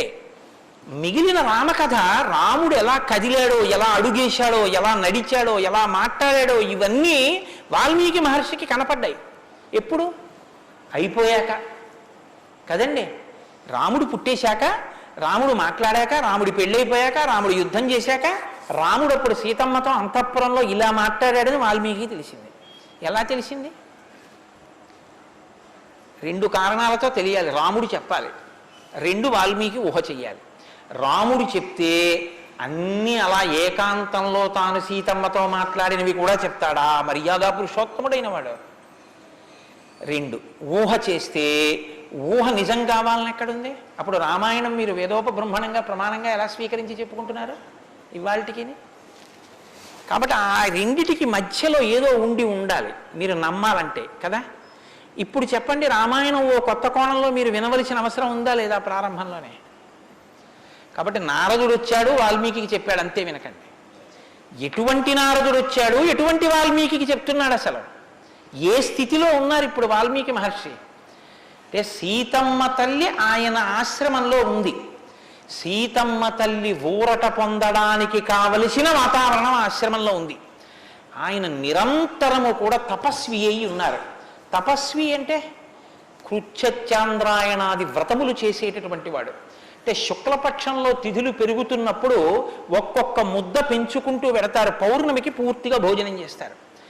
బహుళపక్షంలో ఒక్కొక్క ముద్ద తగ్గిస్తూ అమావాస్య వచ్చేటప్పటికి పూర్ణంగా ఆహారం విడిచిపెట్టేస్తారు. ఇలా విడిచిపెట్టి నిరంతరం వేదం చదువుకుంటూ వేదము చేత ప్రతిపాదింపబడిన పరమేశ్వర స్వరూపాన్ని ఇక్కడ అనుభవంలోకి తెచ్చుకునే ప్రయత్నం చేస్తారు. అహం బ్రహ్మాస్మి అంటే అది కదండి శృంగగిరి పీఠానికి మహావాక్యం, అహం బ్రహ్మాస్మి, నేనే ఈశ్వరుడును అన్న వాక్యాన్ని అనుభవపూర్వకం చేసుకోవాలి. దానికి ఈ వ్రతం అంతా కర్మాచరణం. ఇప్పుడు ఈ కర్మాచరణం అంతా చేసి తపిస్తున్న వాల్మీకి దేని కొరకు తపిస్తున్నారు? బ్రహ్మముగా తనను తాను తెలుసుకొనుట కొరకు ప్రయత్నిస్తున్నారు. ఇప్పుడు యోగ్యమైన కాలం సిద్ధించింది. యోగ్యమైన కాలం సిద్ధిస్తే ఉపదేశం చెయ్యడానికి రావలసిన వాడు ఎవరు రావాలి? గురువుగారు రావాలి. గురువు గారి కన్నా మంగళస్వరూపం లోకంలో ఉంటుందా? ఇంకుండదు. అన్నిటికన్నా మంగళస్వరూపం ఏది అంటే గురువుగారి. గురువుగారి కన్నా గొప్పవాడు, గురువుగారి కన్నా అధికుడు లోకంలో ఉండడు. న గురోరధికం న గురోరధికం న గురోరధికం ఇది శివశాసనత. గురువు కన్నా అధికుడు ఇహ లోకంలో లేడు. మరి ఈశ్వరుడండే అని మీకు అనుమానం రావచ్చు. ఈశ్వరుడి కన్నా అధికుడు గురువే. ఎందువల్ల? అసలు గురువు లేకపోతే ఈశ్వరుడి యొక్క అస్తిత్వం ప్రకటనం కాదు. సరికదా? నేను మీకు ఒక మాటలో చెప్పాలంటే శృంగగిరి పీఠాధిపత్యం వహించిన చంద్రశేఖర భారతీ స్వామి వారి దగ్గరికి ఒక వ్యక్తి వెళ్ళి అన్నాడు, నా దగ్గర 1 కన్నా ఎక్కువ మంత్రాలు ఉపదేశం పొందినవి ఉన్నాయి. నేను ఒక మంత్రానికి ధ్యాన శ్లోకం చేసి మంత్రాన్ని అనుష్ఠిస్తుంటే ఇంకో మంత్రం యొక్క ధ్యాన శ్లోకంలో స్వరూపం కనబడుతోంది, నన్ను ఏం చేయమంటారని అడిగాడు. ఆయన అన్నారు, నీకు ఉపదేశం చేసినటువంటి గురువు గారి పాదాలు నీకు కనపడుతుంటాయా? అయ్యో నాకు చాలా ఇష్టం అండి, మా గురువు గారి పాదాలు నాకు బాగా జ్ఞాపకం. ఏ మంత్రం చేసినా గురువుగారి పాదాలే చూడన్నారు. అలా ఎలా కుదురుతుందండి అన్నాడు ఆయన. ఆ ధ్యాన శ్లోకంలో రూపం కదా చూడాలి. ఏ మంత్రం చేసినా గురువుగారి పాదాలు ఎలా చూస్తాం? ఏ గురుర్ బ్రహ్మ గురుర్ విష్ణు గురుర్దేవో మహేశ్వర, గురువే బ్రహ్మ గురువే విష్ణువు గురువే మహేశ్వరుడు. ఇక గురువుగారి పాదాలే ఆ దేవతలన్నీ. కాబట్టి గురువుగారి పాదాలు చూస్తూ నువ్వు ఏ మంత్రం చెప్పినా ఆ మంత్రం సిద్ధిస్తుంది. అయినప్పుడు ఇప్పుడు గురు దర్శనమే మంగళకరమైనటువంటి దర్శనం. నారదుని యొక్క దర్శనం, నారదుని యొక్క పేరెత్తడం కన్నా గొప్పతనం ఇంకోట్లేదు. కాబట్టి ఇప్పుడు రామాయణ ప్రారంభం దేనితో ప్రారంభమైంది? గురువు గారి దర్శనంతో ప్రారంభమైంది. నారద మహర్షి దర్శనం గురువు యొక్క దర్శనం. ఎవరికి? వాల్మీకి. రామాయణాన్ని నమ్ముకున్న జాతికి ప్రతినిధి. మనకే దర్శనంతో ప్రారంభమైంది? జగద్గురు దర్శనంతో మనకి ప్రారంభమైంది. కాబట్టి ఇప్పుడు ఎవరొచ్చారు? ఆ వచ్చినటువంటి వ్యక్తి సామాన్యమైనటువంటి వ్యక్తి రాలేదు, నారదుడు. ఆ వచ్చినటువంటి వారు మహానుభావుడై తపస్వాధ్యాయ నిరతం, నిరంతరము తపస్సు చేసేటటువంటి వారు. మీతో మాట మనవి చేశాను. తపస్సు అంటే ఈ వ్రతమును ఆచరిస్తూ నిత్య నైమిత్తిక కర్మలను వైక్లభ్యం లేకుండా అనుష్ఠించేటటువంటి వారు. నిత్యకర్మ అని ఒకటి ఉంటుంది, అది ఎప్పుడూ మానడానికి వీల్లేదు. సంధ్యావందనం ఉంది, ఎప్పుడూ మానకూడదు, ఎప్పుడూ చేయవలసిందే. నైమిత్తిక కర్మ ఉంది, ఒక్కొక్క తిథి నాడు ఒక్కొక్కటి చేయవలసి ఉంటుంది. శ్రీరామ నవమి వచ్చిందనుకోండి, ఏం చెయ్యాలి? శ్రీరామనవమి నాడు ఉదయం నుంచి రాత్రి వరకు శ్రీరామ జయరామ జయ జయరామ అన్న 13 అక్షరాల మంత్రాన్ని రాత్రి వరకు చేసి, రాత్రి ప్రదక్షిణం చేసి, ఉపవాసం చేసి, మరునాడు ఉదయం ఎక్కడ మీరు ఈ మంత్రం చేశారో అక్కడికి వచ్చిన తరువాత శ్రీరామ పట్టాభిషేక సర్గ, శ్రీరామావతార సర్గ, ఈ 2 సర్గలు పారాయణ చేయాలి. ఈ 2 పారాయణ చేసి, మొన్న శ్రీరామనవమి నాడు మేము కాకినాడలో అయ్యప్ప స్వామి దేవాలయంలో చేశాం. అవి ఈ 2 సర్గలు పారాయణ చేసి, తదనంతరం ముందు పేదలకి అన్నదానం నారాయణ సేవగా చేసి, తరువాత తాను ఆహారం స్వీకరించాలి. అది శ్రీరామనవమి నాడు చేయవలసినటువంటి విధానం. దీన్ని నైమిత్తిక తిథి ఆచరణము అంటారు. ఒక్కొక్క తిథి ఒక్కొక్కలా చెయ్యాలి. నిత్యకర్మ చేస్తూ, నైమిత్తిక తిథులను చేస్తూ, కృత్యశ్రాంద్రాయణాది వ్రతములను చేస్తూ, ఎప్పుడూ వేదాన్ని అలా చదువుకుంటూ, వేదము చెప్పినటువంటి హృదయాన్ని, వేదము చెప్పినటువంటి మంత్రములలో ఉన్న సారమును అవగతం చేసుకుని బ్రహ్మమును అనుభవంలోకి తెచ్చుకునేటటువంటి ప్రయత్నం చెయ్యడానికి ఉపకరణంగా ఈ శరీరాన్ని వాడుకుంటున్నవారు. ఎంత తేడా ఉందో మీరు గమనించండి. మనం ఏం చేస్తామంటే ఈ శరీరాన్ని పోషించి ఈ శరీరము వలన ఎన్ని సుఖములు పొందవచ్చో అన్ని సుఖములను పొందడానికి సాధనంగా దీన్ని వాడతాం. ఇది ఎందుకు అంటే దీంతో అబ్బో ఎన్ని రుచులు చూస్తాడో, దీనికి ఎన్ని స్పర్శ సుఖాలు ఇస్తాడో, దీంతో ఎన్ని వినకూడనివి వింటాడో, దీంతో ఎన్ని పీల్చకూడనివి పీలుస్తాడో. వాళ్ళు ఏం చేస్తారంటే దీన్ని సాధనంగా చేసుకుని దీన్ని ఎలా వాడుకోవాలో అలా వాడుకుంటూ దీన్ని అడ్డు పెట్టుకుని దీని ద్వారా దేన్ని తెలుసుకున్న తర్వాత ఇది పడిపోయినా పర్వాలేదో అది తెలుసుకోవడానికి ఉపకరణంగా దీన్ని వాడుకుంటారు. ఏమిటో నువ్వు అలా అన్నావు కానీ ఆ మాట ఏం స్పష్టంగా లేదని మీరు అంటారు, నాకు తెలుసు. భగవాన్ రమణుల మాటల్లో చెప్తే మీకు స్పష్టంగా అర్థమవుతుంది. ఇప్పుడు నేను అన్న మాటకి తెలుసుకోవలసినది తెలుసుకునేంత వరకు దీన్ని ఉపకరణంగా వాడుకోవడం అంటే ఏమిటని అడిగారు రమణ మహర్షిని. ఆయన అన్నారు, భోజనం చేశాక విస్తర అవతల పారేయడం. విస్తరని ఏం చేస్తారండి? బాదమాకులు తెచ్చి, చీపురు పుల్లలు తెచ్చి, సన్నగా చీల్చి, ముక్కలు చేసి, అన్నం తినేటప్పుడు ఊడిపోయి అన్నంలో కలిసిపోకుండా జాగ్రత్తగా కుట్టి, ఆకు తెచ్చి వేసుకుని, నీళ్లు జల్లి తుడిచి, పదార్థాలు వేసుకుని అన్నమంతా తిని ఉత్తరాపోసనం పట్టిన తర్వాత అప్పుడు తీసుకెళ్లి ఆకు మీద పెంటకుప్ప మీద పారేస్తారు. అంతేగాని ఆకు పుట్టింది ఎందుకు అంటే, ఆకు పుట్టింది ఎందుకు అంటే చివరి పెంటకుప్ప మీద పారేయడమేనండి, అది పారేస్తాం అంటారా? దేనికి వాడుకోవాలో దానికి జాగ్రత్తగా వాడుకుని ఆ ప్రయోజనం అయిపోయిన తరువాత పెంటకుప్ప మీద విస్తరాకుని పడేసినట్టు దీన్ని సాధనంగా చేసుకుని దీనిలో ఉండి దీనితో తరించి దీనిలో ఉండి దీని వలన బ్రహ్మం అంటే ఏమిటో తెలుసుకుని అనుభవంలోకి వచ్చిన తర్వాత ఇది పడిపోతున్నా ఇది నేను కాదన్న సత్యం ఎరుకలోకి రావడం వల్ల దీని మీద భ్రాంతి లేకుండా ఇది పడిపోతున్నా సాక్షిగా చూసి ఇది పడిపోయిన తర్వాత తాను ఒకటి ఏది మారని సత్యమో సత్యంగా నిలబడిపోవడాన్ని నిత్య నైమిత్తిక కర్మాచరణ చేత తాను పొందవలసిన స్థితిని పొందగలిగినటువంటి తపస్వాధ్యాయ నిరతుడు అని పిలుస్తారు. ఇప్పుడు నారదుడు అది అంటే ఇప్పుడు ఆయన సద్గురువు మహానుభావుడై ఉన్నాడు. నారం దదాతి ఇది నారద, ఆయన జ్ఞానం ఇస్తాడు. కాబట్టి ఇప్పుడు తపస్వాధ్యాయ నిరతం అటువంటి వారు ఎక్కడికి వచ్చారు? వాగ్విదాం వరం. ఆయన ఎటువంటి వాడు? వాగ్విద. వాక్ అంటే వేదం, వాక్ అంటే బ్రహ్మం, విదుడు అంటే తెలుసుకున్నవాడు. విద్దన్న ధాతువులోంచే వేదము అన్న మాట వచ్చింది. ఏది తెలుసుకున్న తర్వాత ఇంకొకటి తెలుసుకోక్కర్లేదో అది వేదం. ఇప్పుడు తెలుసుకోవడం ఒకెత్తు, తెలుసుకున్న దాన్ని అర్థమయ్యేటట్టు చెప్పగలిగిన ప్రజ్ఞ ఒకెత్తు. ఒక ఆయన తెలుసుకున్నాడు కానీ ఆయన చెప్పలేడు, ఆయన చెప్తే అయోమయంగా ఉంటుంది. ఒక ఆయన స్పష్టంగా చెప్పగలడు, తాను అనుభవించాడు, అనుభవించిన దాని వైపుకి మిమ్మల్ని తిప్పగలడు, ఈ ప్రజ్ఞ ఉన్నవాడు. కాబట్టి వాగ్విదాం వరహ, బ్రహ్మమును బాగా తెలుసుకున్న వాళ్ళల్లో శ్రేష్ఠుడైన వాడు తాను తెలుసుకుని శిష్యుల్ని ఉద్ధరించడం కోసం కిందికి దిగొచ్చి మాట్లాడగలిగినటువంటి ప్రజ్ఞ కలిగిన వాడు. ఇటువంటి వాగ్విదాంవరం నారదం. అటువంటి నారదుణ్ణి ఎవరు ప్రశ్నించారు? ఇప్పుడు అడిగినవాడు వాల్మీకి మహర్షి. ఆయన ఎటువంటి వారు? తపస్వి, తపస్సు చేస్తున్నవారు. తపస్సు అంటే నేను మీకు ఇందాక చెప్పాను, బ్రహ్మమును తెలుసుకోవాలని తాపత్రయంతో ఉన్నటువంటి వారు, భావన వ్యగ్రతతో ఉన్నవారు. ఈయన నారదుణ్ణి అడిగారు. ఏమని అడిగారు? అయ్యా మీరు వచ్చారు, చాలా సంతోషం అండి, నాకు ఏ ఆపదలు రాకుండా మా అబ్బాయికి ఉద్యోగం వచ్చేటట్టు, నాకు సంతోషంగా ఉండేటట్టు, మా ఆశ్రమంలో ఆవులన్నీ ఎప్పుడు పాలిచ్చేట్టు చూడండి అని అడగలేదు. ఆయన ఒక చిత్రమైన ప్రశ్న ఒకటి వేశాడు. అది లోకంలో సాధారణంగా ఎవ్వరూ అడగని ప్రశ్న. అందుకని రామాయణం పుట్టింది, లేకపోతే రామాయణం పుట్టే అవకాశం లేదు.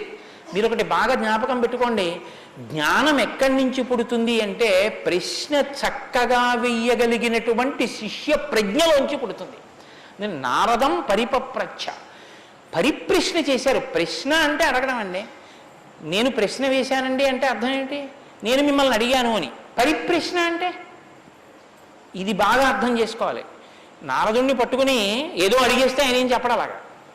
పరిప్రశ్న చేస్తే చెప్పాడు ఆయన. పరిప్రశ్న అంటే ప్రశ్న అంటే అడగడం, పరి అంటే పరి అన్న మాట ముందు కలిపారు మహర్షి. పరి అంటే బాగా జ్ఞాపకం పెట్టుకోండి. ఇప్పుడు నేను ఎవరిని అడుగుతున్నానో ఆ మహానుభావుడు నోరు విప్పి చెప్పినటువంటి మాట త్రికాలముల యందు సత్యమే. ఆయన చెప్పిన మాట మీద నాకు అవిశ్వాసం అన్న మాట ఉండక్కర్లేదు. ఆయన అన్నారు అంటే అది జరిగి తీరుతుందంతే. ఆయన చెప్పింది చేస్తే ఆ ఫలితం వస్తుందంతే. ఆయనటువంటి శక్తివంతుడు. ఈ నమ్మకం మీకు ఉండి అడగడం మొదలు పెడితే శ్రద్ధ. పరిప్రశ్నకి ముందే ఉంటుందో తెలుసా అండి? శ్రద్ధ ఉంటుంది. శ్రద్ధ లేకుండా వినయం ఎలా వస్తుందండి? మీరు నాకు చెప్పండి.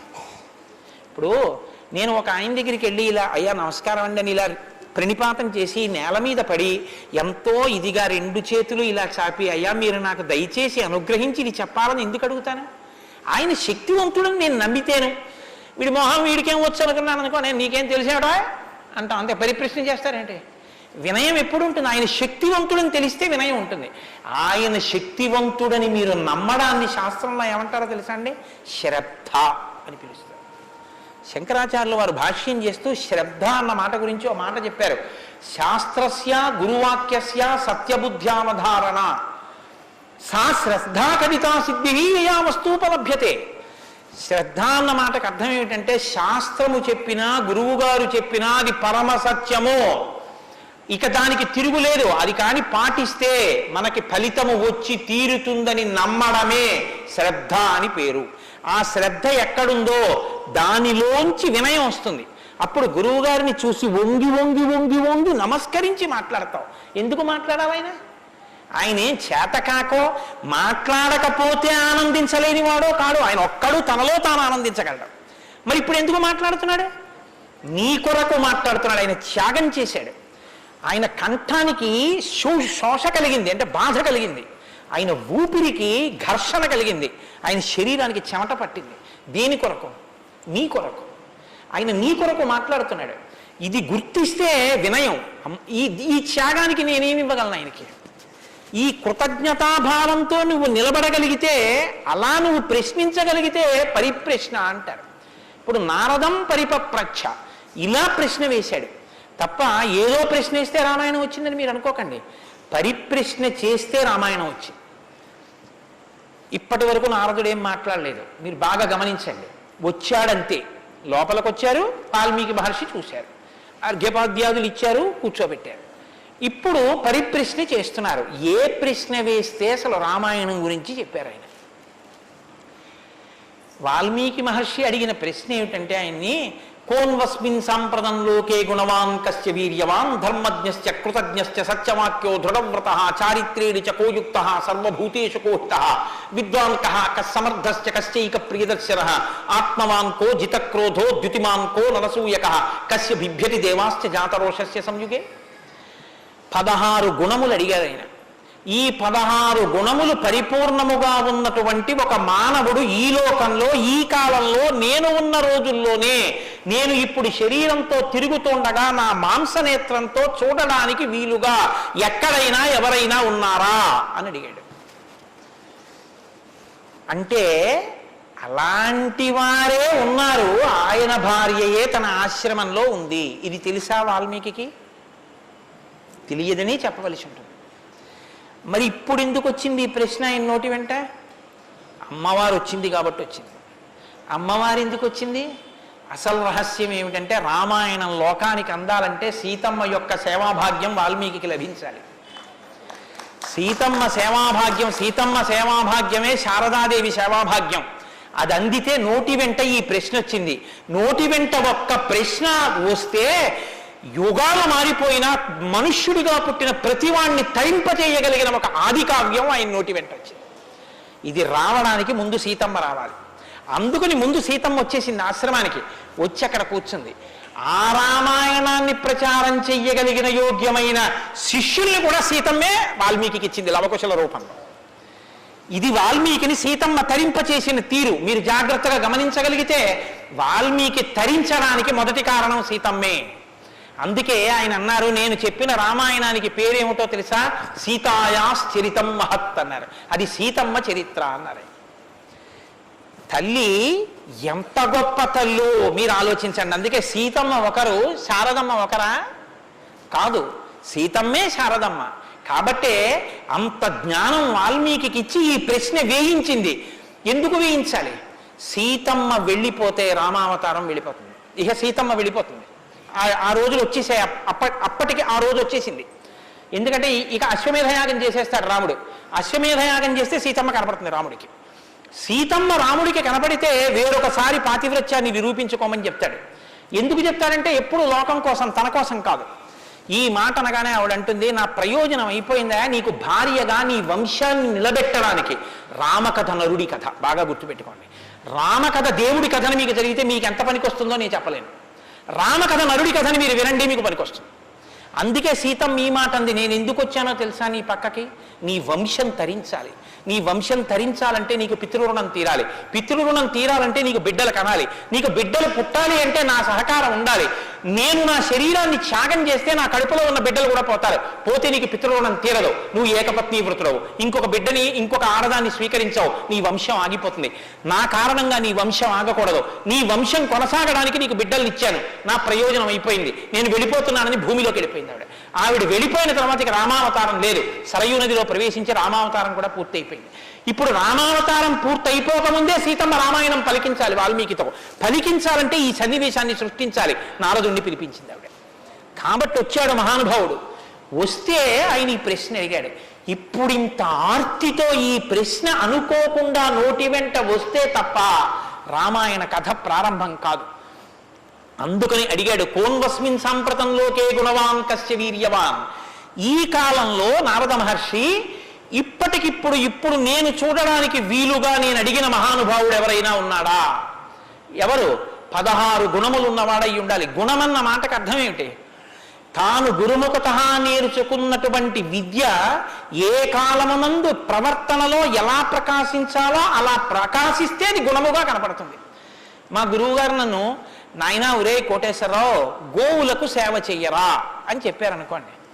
నేను అలా గుళ్ళోకి వెళ్ళిపోతున్నాను. ఓ అరడజన అరటిపళ్ళు పట్టుకుని దేవాలయంలోకి వెడుతున్నాను. ఒక ఆవు నా వంక చూసి ఇలా ఇలా ఇలా ఇలా నోరు చాపింది. నేను ఆ ఆవుని దవడ మీద ఒక్క దెబ్బ కొట్టి గుళ్ళోకి వెళ్ళాను. మా గురువుగారు సంతోషించచ్చా?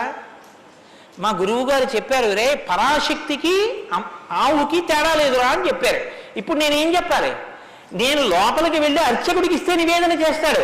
ఇక్కడ నా తల్లి ఎదురొచ్చి నా దగ్గర ప్రత్యక్షంగా తింటానని అడుగుతోంది. అమ్మ ఏమి భాగ్యం, అక్కడ ఇంకా తొక్క తీసి పెట్టాలి, ఇక్కడ తొక్కతో తినడానికి సిద్ధంగా ఉన్నావు. నా చేత్తో పెట్టుకుంటాను. 2 చెప్పులు ఇప్పి గభాలో 2 అరటిపళ్ళు నేను పెట్టాలి. పెడితే నేను గురువాక్యాన్ని అనుష్ఠానంలోకి తెచ్చుకున్నవాడిని. ఇప్పుడు గుణముగా ప్రకాశిస్తుంది. కోటేశ్వరరావు గారండే వాళ్ళ గురువు గారు చెప్పింది గుర్తుపెట్టుకుని ఆవుకి 2 అరటిపళ్ళు పెట్టాడు. అదో గుణం. అంటే నేను నా గురించి చెప్పుకుంటున్నాను అనుకోకండి, నేనే అటువంటి పుణ్యకార్యాలు చేసిన వాడిని కాదు మహాప్రభు. ఏదో ఉదాహరణకి చెప్పానంతే, అదే స్వోత్కర్ష కోసం చెప్పిన వాడిని కాదు. కాబట్టి గుణము అంటే విన్నది, చదువుకున్నది, ప్రవర్తనయందు ఆ సందర్భంలో ప్రకటనమైతే, ప్రకాశిస్తే గుణం అవుతుంది. అలా ఉన్నాయా ఎవరికైనా? అలా ఉన్నవాడు ఉన్నాడా? గురువుగారి దగ్గర నేర్చుకున్నవి అనుష్ఠానంలోకి వచ్చేటప్పటికి గురువు ఏం చెప్పారో అలా ప్రవర్తించిన వాడు ఉన్నాడా? మీరు ఇలా వినండి రామాయణాన్ని. ఇంక తర్వాత కోన్వస్మిన్ సంప్రదంలోకే ఎప్పుడో కాదు వామనమూర్తి ఉన్నారు, నరసింహావతారం ఉందని చెప్పకు. ఇప్పుడు ఉన్నాడా? ఇది వాల్మీకి ప్రశ్న. కోన్వస్మిన్ సంప్రదంవాన్ కస్య వీర్యవాన్. వీర్యవాన్ అంటే వీర్యవంతుడు ఉన్నాడా? వీర్యవంతుడు అంటే ఎటువంటి యుద్ధం వచ్చినా చెక్కు చెదరకుండా తానుగా నిలబడి తనలో ఏ మార్పు లేకుండా బయట మార్పు తేగలిగినవాడు, ఎంతమందినైనా పడగొట్టగలిగినవాడు. అటువంటి వాడు ఉన్నాడా? ఉంటే వీర్యవాన్. కోన్వస్మిన్ సంప్రదంలోకే గుణవాన్ కస్య వీర్యవాన్ ధర్మజ్ఞశ్చ. ధర్మం తెలుసుకున్నవాడు ఉన్నాడా? ధర్మం తెలియడం అంటే మీరు బాగా గుర్తుపెట్టుకోండి. ధర్మం తెలియడం అంటే ఏమిటో తెలుసా అండి? అధర్మం కూడా తెలియడం. ధర్మమే తెలిస్తే పూర్ణత్వం కాదు. ధర్మం తెలియడం అంటే అధర్మం కూడా తెలియడం. ఏది చెయ్యాలో తెలియడం అంటే ఏది చెయ్యకూడదో కూడా తెలియడం. మీరు కొంచెం ఆలోచించండి. నేను మాట అనేసి వదిలేస్తాను, ఇప్పుడు మీరు జవాబు చెప్పక్కర్లేదు. చెయ్యమన్నది చెయ్యడం తేలిక, చెయ్యొద్దన్నది వదిలేయడం తేలిక. చెయ్యొద్దన్నది వదిలేయడమే చాలా కష్టం. మీరు చూడండి, నేను మంత్రం ఇస్తాను 11 మార్లు చెయ్యండి రోజు, ఒక్క మాట కూడా మీకు కోతి గుర్తు రాకూడదన్నాను అనుకోండి, అలా చేయగలరా? ఇది వద్దు అని ఏదంటామో అదే చేయబుద్ధి వేస్తుంది. దేవుడికి 2 అగరత్తులు పెట్టు అన్నాను అనుకోండి, భయానికో భక్తికో 2 అగరత్తులు వెలిగించేయడం తేలిక. వద్దన్నది చేయకుండా ఉన్నవాడు ప్రజ్ఞావంతుడు. వద్దన్నది చేయకుండా ఉండాలంటే అధర్మం తెలియాలి కదండి. అధర్మం తెలియడం, ధర్మం తెలియడం, ధర్మం పాటించడం, అధర్మం విడిచిపెట్టడం, అధర్మం చేసిన వాడిని కూడా ఉండకుండా చేయడం, ఎందుకంటే వాడి వల్ల ధర్మం వ్యాప్తి చెందకుండా. ఇది ధర్మం తెలియడం. కాబట్టి ధర్మజ్ఞశ్చ కృతజ్ఞశ్చ. కృతజ్ఞశ్చ అంటే ఎవరో తనకు ఒక ఉపకారం చేశాడు, వాడు అదృష్టం అండి నన్ను సేవించుకున్నాడు అండం కాదు, ఎంత మహానుభావుడండి, నిజంగా నాకు ఎంత ఉపకారం చేశారండి, ఎంత ఉపకారం చేశారండి అని తలుచుకు తలుచుకు తలుచుకు తలుచుకు పొంగిపోగలిగినటువంటి మనసు ఉండడం. అసలు మనుష్య జన్మకు ఉండవలసిన ప్రధాన లక్షణం అదేనండి. కృతజ్ఞో నాస్తి నిష్కృతి. కృతజ్ఞత లేని వాడికి నిష్కృతి లేదు. అటువంటి కృతజ్ఞత ఉన్నవాడు ఉన్నాడా లోకంలో ఎవరైనా? ధర్మజ్ఞశ్చ కృతజ్ఞశ్చ సత్యవాక్యో. ఎప్పుడూ సత్యమే మాట్లాడాలి, మిన్ను విరిగి మీద పడిపోని నేను సత్యమే చెప్తాను అని వ్రతం పట్టినవాడు ఎవరైనా ఉన్నాడా? సత్యవాక్యో దృఢవ్రత. ఒక పని మొదలు పెడితే అనుకున్నాం కాదండి అది అలా అవుతుందా అందుకని వదిలేశాను లేండి ఇప్పుడు మార్చేశాను సంకల్పం అనకుండా, తాను ఒక్కసారి నోటి వెంట ఇది చేస్తానని అంటే పిడుగులు పడిపోయినా ఆ పని చెయ్యగలిగినటువంటి వాడు, దాన్ని విడిచిపెట్టనటువంటి వాడు, అటువంటి పూనిక ఉన్నవాడు ఉన్నాడా? దృఢవ్రత. కాబట్టి కోన్వస్మిన్ సాంప్రదంలోకే గుణవాన్ కస్య వీర్యవాన్ ధర్మజ్ఞశ్చ కృతజ్ఞశ్చ సత్యవాక్యో దృఢవ్రత చారిత్రేణ చకోయుక్త. ఆయన ప్రవర్తనని చూస్తే ఇంకా మీరు వేదం చదవక్కర్లేదు. వేదం చదవక్కర్లేదంటే చదవద్దని కాదు నా ఉద్దేశం. ఆయన ప్రవర్తన చూస్తే ఆయన ఏది చేశారో అదే వేదం చెప్పింది అని గుర్తు. అటువంటి ప్రవర్తన ఉన్నవాడు ఉన్నాడా? పడుకున్నా, లేచినా, మాట్లాడినా, కూర్చున్నా, నించున్నా, నడిచినా, ఏం చేస్తున్నా ధర్మానికి అనుగుణంగా ప్రవర్తించగలిగినటువంటి నడవడి కలిగినటువంటి వాడు లోకంలో ఉన్నాడా? చారిత్రేణ చకోయుక్త సర్వభూతేషు కోహిత. ఇంత బలపరాక్రమాలు ఉండి కూడా సమస్త భూతముల పట్ల దయ కలిగిన వాడు లోకంలో ఉన్నాడా? గుండెల నిండా అంత కారుణ్యం ఉన్నవాడు ఉన్నాడా? సర్వభూతేషు కోహిత విద్వాన్ కః. తెలుసుకోవలసినవన్నీ సమస్తము తెలుసుకున్నటువంటి విజ్ఞాని ఉన్నాడా? అటువంటి విద్వాంసుడు ఉన్నాడా? విద్వాన్ కః కస్సమర్థశ్చ.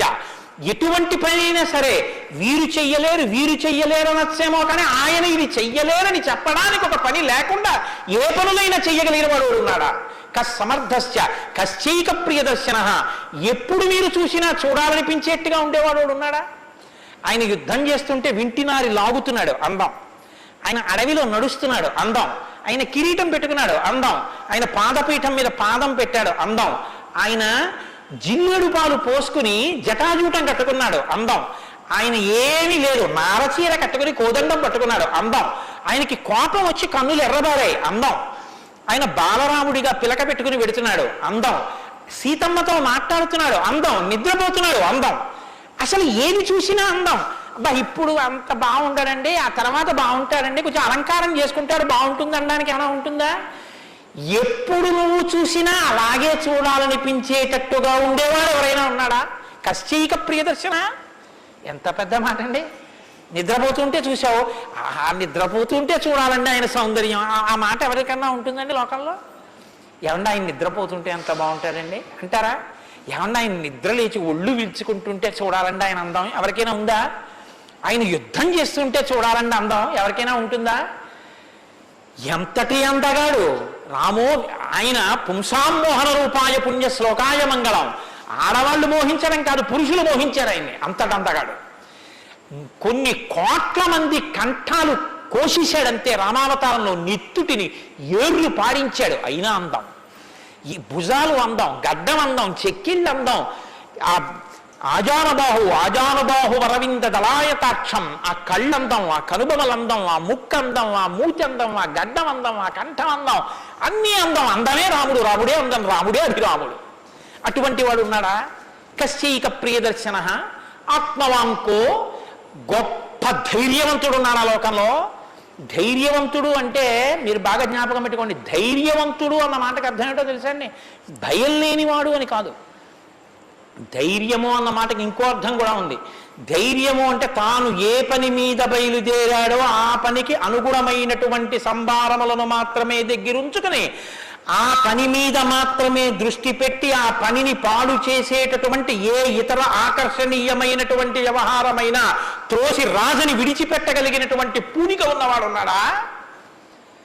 నేను ఏకపత్ని వ్రతం చేస్తానన్నాడు, భార్యని రావణాసురుడు ఎత్తుకుపోయాడు, చాలా మంది వచ్చి మీద పడ్డారు. మా నాన్నగారు దక్షిణ నాయకుడు, మా వంశంలో చాలామంది దక్షిణ నాయకులు, మా ఆవిడ దగ్గర లేదు కదండి అని ఏమైనా పొరపాటు పడ్డాడా? తాను ఏది అన్నాడో రామో దీర్ణాభిభాషతే, 2 మాటలు నాకు రావమ్మా అన్నాడు అంతే. లోకంలో అవతార పరిసమాప్తి వరకు అంతే. అలా ఉండగలిగిన వాడు ఉన్నాడా? ఆత్మవాంకో జితక్రోధో, కోపాన్ని గెలిచిన వాడు ఉన్నాడా? కోపాన్ని గెలవడం ఏమిటండి? అది ఏమైనా ఎదురుగుండా వచ్చి నిలబడుతుందా క్రోధం? ఎలా గెలుస్తారు అంటే క్రోధం ఎక్కడి నుంచి వస్తుందో మూలస్థానాన్ని గుర్తెరగడం, వికార కారణాన్ని తెలుసుకోవడమే క్రోధాన్ని గెలవడం. అంటే మీరు చూడండి, నాకండి ఎంత కోపం వచ్చేసిందో అంటాడు. ఎంత కోపం వచ్చేసిందోకి ఎక్కడి నుంచి వచ్చింది? ఇక్కడి నుంచే రావాలి కోపం. ఇక్కడి నుంచి రావడానికి అనువైన అవకాశం, వాతావరణం నువ్వు ఇస్తే రావడానికి సిద్ధంగా ఉంటుంది. మంట పుట్టడానికి సిద్ధంగా ఉన్నట్టు ఉంటుంది అది.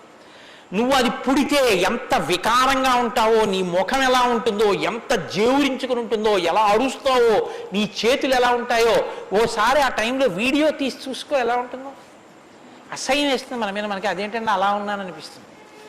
ఇన్ని వికారములు ఇది వస్తే వస్తున్నాయని తెలుసుకుని అది రాకుండా తొక్కి పెట్టగలిగిన వాడు ఉన్నాడా? అలా ఉంటే జితక్రోధో, అలాంటి వాడు ఉన్నాడయా లోకంలో? ఆత్మవాంకో జితక్రోధో ద్యుతిమాంకో, అపారమైనటువంటి కాంతి కలిగిన వాడు ఉన్నాడా? ద్యుతిమాంకో ననసూయక, అసూయని గెలిచిన వాడు ఉన్నాడా? తనకన్నా గొప్పవాడు కనపడితే ఆహాహా మహాత్ములు ఎంత గొప్ప పరిశ్రమ చేశారో, ఇంత గొప్పవాడు అయ్యాడని నమస్కారం చేసి తెలుసుకోవాలి. తనకన్నా తక్కువవాడు కనపడితే ఈశ్వరానుగ్రహంతో ఈయన వృద్ధిలోకి రావాలనగలగాలి. కిందవాడిని చూసి అహంకరించకూడదు, పైవాడిని చూసి అసూయపడకూడదు. ఈ 2 ఉన్నవాడు ఉన్నాడా? ద్యుతిమాంకో ననసూయక కస్య బిభ్యతి దేవాశ్చ జాత రోషస్య సంయుగే. కోపం లేని వాడికి కోపం ఎలా వస్తుంది మరి? అంటే కోపం తెచ్చిపెట్టుకున్నట్టు నటిస్తాడు అంతే. ఎందుకు నటించాలి అంటే ఏదో పని చక్కబెట్టాలంటే కోపం వచ్చినట్టు ఒకసారి ఇలా అంటాడు. అనేటప్పటికి అమ్మ బాబు ఆయన కోపం వచ్చిందంటే హడిలిపోయి అందరూ జాగ్రత్తగా ఉంటారు. ఎవరికి కోపం వచ్చిందని అనిపిస్తే 33 కోట్ల మంది దేవతలు కూడా ఉనికిపోతారో అలా కోపాన్ని తెచ్చిపెట్టుకునేవాడే తప్ప అసలు కోపం రావడం అన్నది లేనివాడు ఒకరిలో ఉన్నాడా? అలాంటి వాడు ఎవడైనా ఉంటే ఎప్పుడో ఉన్నాడని చెప్పద్దు, ఇప్పుడు ఉన్నాడా? నేను చూడ్డానికి వీలుగా ఉన్నాడా? ఈ కాలంలో ఉన్నాడా? ఉంటే అటువంటి వాడి గురించి నాకు చెప్పు, నాకు వినాలని ఉందన్నాడు. ఇప్పుడు వస్తోంది రామాయణం. ఇప్పుడు చెప్పాలి. నారదుడు ఎవరో తెలుసా? ఆయన రాముడే. ఆయన ఇల్లాలే నీ దగ్గర ఉంది, ఆయన బిడ్డలే నీ దగ్గర ఉన్నారు. వాల్మీకి మహర్షి ఆయనే అయోధ్యాధిపతి, ఆయనే రామచంద్ర ప్రభువు అని చెప్పే వాల్మీకి పొంగిపోవాలి కదండి. రామాయణ ఆవిర్భావం జరుగుతోందన్నమాట. ఇవాళ రామాయణం పుడుతోంది. ఆ సన్నివేశంలో ఉన్నాం మనం. ఇప్పుడు ఈ మాటలు అడిగితే వాల్మీకి మహర్షి చాలా చమత్కారమైనటువంటి జవాబు ఒకటి చెప్పారు. ఆయన అన్నారు, బహవో దుర్లభాశ్చైవ ఎత్తయా కీర్తితా గుణాః మునే వక్షామ్యహం బుద్ధ్వా తేర్యుక్త శ్రూయతాన్నరః. చాలా క్లిష్టమైనటువంటి ప్రశ్న ఒకటి అడిగావు. సాధారణంగా లోకంలో మానవుల్లో నువ్వు అడిగినటువంటి 16 గుణములు ఒక వ్యక్తి యందు ప్రకాశించేటటువంటి వాడు ఉండడు. కాబట్టి ఇప్పుడు ఎవరై ఉండాలి? నరోత్తముడై ఉండాలి, సాక్షాత్ శ్రీ మహావిష్ణువు అయి ఉండాలి. అటువంటి వాడే కాని నరుడిగానే ఉన్నాడు. ఇప్పుడు ఆయన విష్ణు అంటే ఆయనే అంగీకరించాడు. ఆయన నేను నరుణ్ణి అంటాడు, నేను దాశరథిని అంటాడు, నేను దశరథ మహారాజు కొడుకునయ్యా అంటాడు. నరుడిగా ఈ లోకంలో తిరుగుతున్నవాడు ఉన్నాడు. అటువంటి వాడి గురించి చెప్తాను, జాగ్రత్తగా వినన్నాడు. ఇది సంక్షేప రామాయణం. 100 శ్లోకాలతో ఇక్కడ ప్రతిరోజు సంక్షేప రామాయణం జరుగుతోంది అని అన్నారే. సంక్షేప రామాయణాన్ని పెద్దలు సంప్రదాయంలో ఏమని పిలుస్తారో తెలుసా అండి? మాలామంత్రము అని పిలుస్తారు. ఎందుకంటే శారదా తిలకము అని మంత్రాల గురించి చెప్పేటటువంటిది, బీజాక్షరాల గురించి చెప్పే విషయం ఒకటి ఉంది. అందులో 10 అక్షరాలు మంత్రంలో దాటిపోతే దాన్ని మాలామంత్రములని పిలుస్తారు. 100 శ్లోకములతో ఉన్న సంక్షేప రామాయణం మాలా మంత్రం. అందుకే సంక్షేప రామాయణాన్ని పారాయణ చేస్తే అది రక్షణ చేస్తుంది. మననాత్ త్రాయితే ఇది మంత్ర. దాన్ని మననం చేస్తే అది కాపాడుతుంది. సంక్షేప రామాయణం కూడా అలా కాపాడుతుంది. సద్గురువైనటువంటి నారద మహర్షి నోటిలోంచి పుట్టింది సంక్షేప రామాయణం. యోగులు రమించడం అంటే బాహ్యంలో తిరిగేటటువంటి మనస్సుని బుద్ధిని నిగ్రహించి వెనక్కి తిప్పి ఆత్మలోకి దింపి తాను ఒకటిగా నిలబడిపోయి పొందేటటువంటి ఆనందమేదో అది సాకారమును పొందితే రాముడు. కాబట్టి యోగులు రమించేటటువంటి స్వరూపమేదో దానికి రామ అని పేరు. కాబట్టి రామో నామ జనైశ్రుత నియతాత్మా మహావీర్యో ద్యుతిమాన్ ధృతిమాన్ వసి. నువ్వు చెప్పినటువంటి గుణములన్నీ ఉన్నవాడు, దానితో పాటుగా వసి ఇంద్రియములను నిగ్రహించినటువంటి వాడు. ఇంద్రియాలని నిగ్రహించడం అన్న మాట మీరు రామాయణంలో చాలా జాగ్రత్తగా గమనించి తెలుసుకోవలసింది. ఇంద్రియాలని నిగ్రహించడం అంటే ఏమిటో తెలుసా అండి? మనసు దేన్ని చూస్తే, దేన్ని వింటే కదిలిపోతుందో, ప్రశాంతంగా ఉన్నది అలజడిని పొందుతుందో దాన్ని చూడకుండా, దాన్ని వినకుండా బలవంతంగా నిగ్రహించడం ఎటువంటిదో తెలుసా అండి? ఒక త్రాచుపాము అలా వెళ్ళిపోతుంది. గభాల్ని ఇలా చూశాడు, అయ్య బాబాయ్ త్రాచుపాము పెద్ద గెంతు గెంతాడు. అది అకస్మాత్తుగా ఏమైందంటే ఆ గెంతడంలో త్రాచుపాము యొక్క పడగ మీద 2 కాళ్ళు వేసి తొక్కాడు. ఇప్పుడు త్రాచుపాము తల పైకి ఎత్తలేకపోతుంది. ఇప్పుడు తను త్రాచుపాము నా కాళ్ళ కింద ఉంది, నన్ను ఏం చేస్తుంది అని ఉండగలడని మీరు అనుకుంటున్నారా? అతను గడగడ ఉనికిపోతూ చెమట్లు పట్టేస్తున్నాయి. ఎందుకంటే నేను త్రాచుపాము మీద ఉన్నాను, అది తోక కదుపుతోంది, తోకతో కాళ్ళు చుడుతోంది. ఈ కంగారులో ఏం చేస్తాడంటే త్రాచుపాము మీద తాను నిలబడి ఉండగా ఇక త్రాచుపాము తను ఏం చెయ్యలేదన్న స్థితిలో ఉన్నా ఎప్పుడో ఒకప్పుడు త్రాచుపాము మీద కాళ్ళు తీసేస్తాడు. కంగారు పడిపోయి తీసేస్తాడు. ఎప్పుడో అప్పుడు కాళ్ళు తీయడం కోసమే పాము చూస్తుంటుంది, కాటు వేసేసి పుట్టలోకి వెళ్ళిపోతుంది, లేకపోతే ఎక్కడికో అక్కడికి వెళ్ళిపోతుంది. రావణుడు చేసే తపస్సు, రావణుని యొక్క ఇంద్రియ నిగ్రహం అటువంటివి. బలవంతంగా అణిచి పెడతాడు. అవకాశం రాగానే అది ఒక్కసారి జడలు విప్పి ప్రళయతాండవం చేసి రావణుణ్ణి పడగొడుతుంది. మండోదరి చెప్పింది ఈ మాట, నా సొంతం కాదు. రాముడు అలా కాదు, విచారణ చేసి ఉంటాడు. అర్థమనర్థం భావయనిత్యం అంటారు శంకరాచార్యులు వారు. నారీస్తన భరణాభీదేశం దృష్ట్యా మాగా మోహావేశం ఏతత్ మాంసవసాది వికారం మనసి విచింత్య వారం వారం అంటారు. మనసు దేని చేత కదిలిపోతుందో దాని యథార్థ స్వరూపాన్ని బాగా విచారణ చేస్తారు. విచారణ చేసి ఈ పాటి దానికా నా ఒంట్లో ఉన్నటువంటి శక్తి అంతటినీ ఖర్చు చేసేస్తున్నాను అని మనసుని మరల్చే ప్రయత్నం చేసి ఆ వస్తువు తన కళ్ళ ముందు కనపడినా ఇంకా ఆయన మనసు చెక్కు చెదరదు, ఆ స్థితిని పొందుతాడు. ఇది శంకరాచార్యులు వారు నేర్పుతారు లోకానికి. గురువు చెప్పే మాట అంటే అలా ఉంటుంది. ఆయన ఎంత చమత్కారంగా అన్నారో చూడండి. నారీస్తన భరణాభీదేశం దృష్ట్యామోగా మోహావేశం. ఎందుకంత వెర్రెక్కిపోతున్నావు? యవ్వనం ఒంట్లో ఉండి ఓపికన్న కాలంలో నీ శరీరం కన్నా స్త్రీ శరీరంలో 2 వికారాలు ఉన్నాయి. శరీరపు ఊర్ధ్వభాగంలో 2 చోట్ల మాంసపు ముద్దలు పైకి పొటమరించాయి. శరీర అధోభాగంలో మాంసము కొంత లోపలికి వెళ్ళి ఉంది. ఈ 2 వికారాల కోసం నీ శరీరంలో ఉన్న సమస్త శక్తిని నశింపచేసుకున్నావు. ఇదా నీకు నరజన్మ ప్రయోజనం? మనసి విచింతియ వారం వారం, దీన్ని బాగా ఆలోచించు అన్నది. ఇది పట్టుకుందనుకోండి, కంటిని మనసుని కంటితో చూడడం వల్ల కదపగలిగిన మనసుకి ఇప్పుడు ఆ వస్తువు కనపడినా ఇక మనసు కదలదు. ఇది ఇంద్రియ నిగ్రహం అంటారు. ఇంద్రియాలని జయించడం అంటే అది. ఇది రాముడు. అందుకే ధృతిమాన్ వసి, అపారమైన శక్తితో ఉంటాడు, సంకల్ప శక్తితో ఉంటాడు, ఇంద్రియములను జయించిన వాడై ఉంటాడు. బుద్ధిమాన్ నీతిమాన్ వాగ్మి శ్రీమాన్ శత్రునిబర్హణ విపులాంసో మహాబాహు కంబుగ్రీవో మహాహను. నిజంగా శ్రీరామాయణాన్ని ప్రతి శ్లోకం ప్రతి మాట వ్యాఖ్యానం చేస్తే 42 రోజులు ఏమిటండి? నేను రిటైర్ అయిపోయే వరకు చెప్పినా శ్రీరామాయణం అయ్యేదేం కాదు, కానీ ఏదో 42 రోజుల్లో పూర్తి చేశాను అనిపించుకోవడం అంతే. కాబట్టి బుద్ధిమాన్ నీతిమాన్ వాగ్మి, అన్ని విద్యలు తెలుసున్నవాడు, శ్రీమాన్ ఐశ్వర్యం ఉన్నవాడు, శత్రు నిబర్హణ, శత్రువులను నిగ్రహించగలిగిన వాడు. విపులాంశో, ఎత్తైన మూపున్నవాడు. మహాబాహు, బలిశిర బాహువులున్నవాడు. కంబు గ్రీవో, కంఠం వంటి శంఖం వంటి కంఠం ఉన్నవాడు.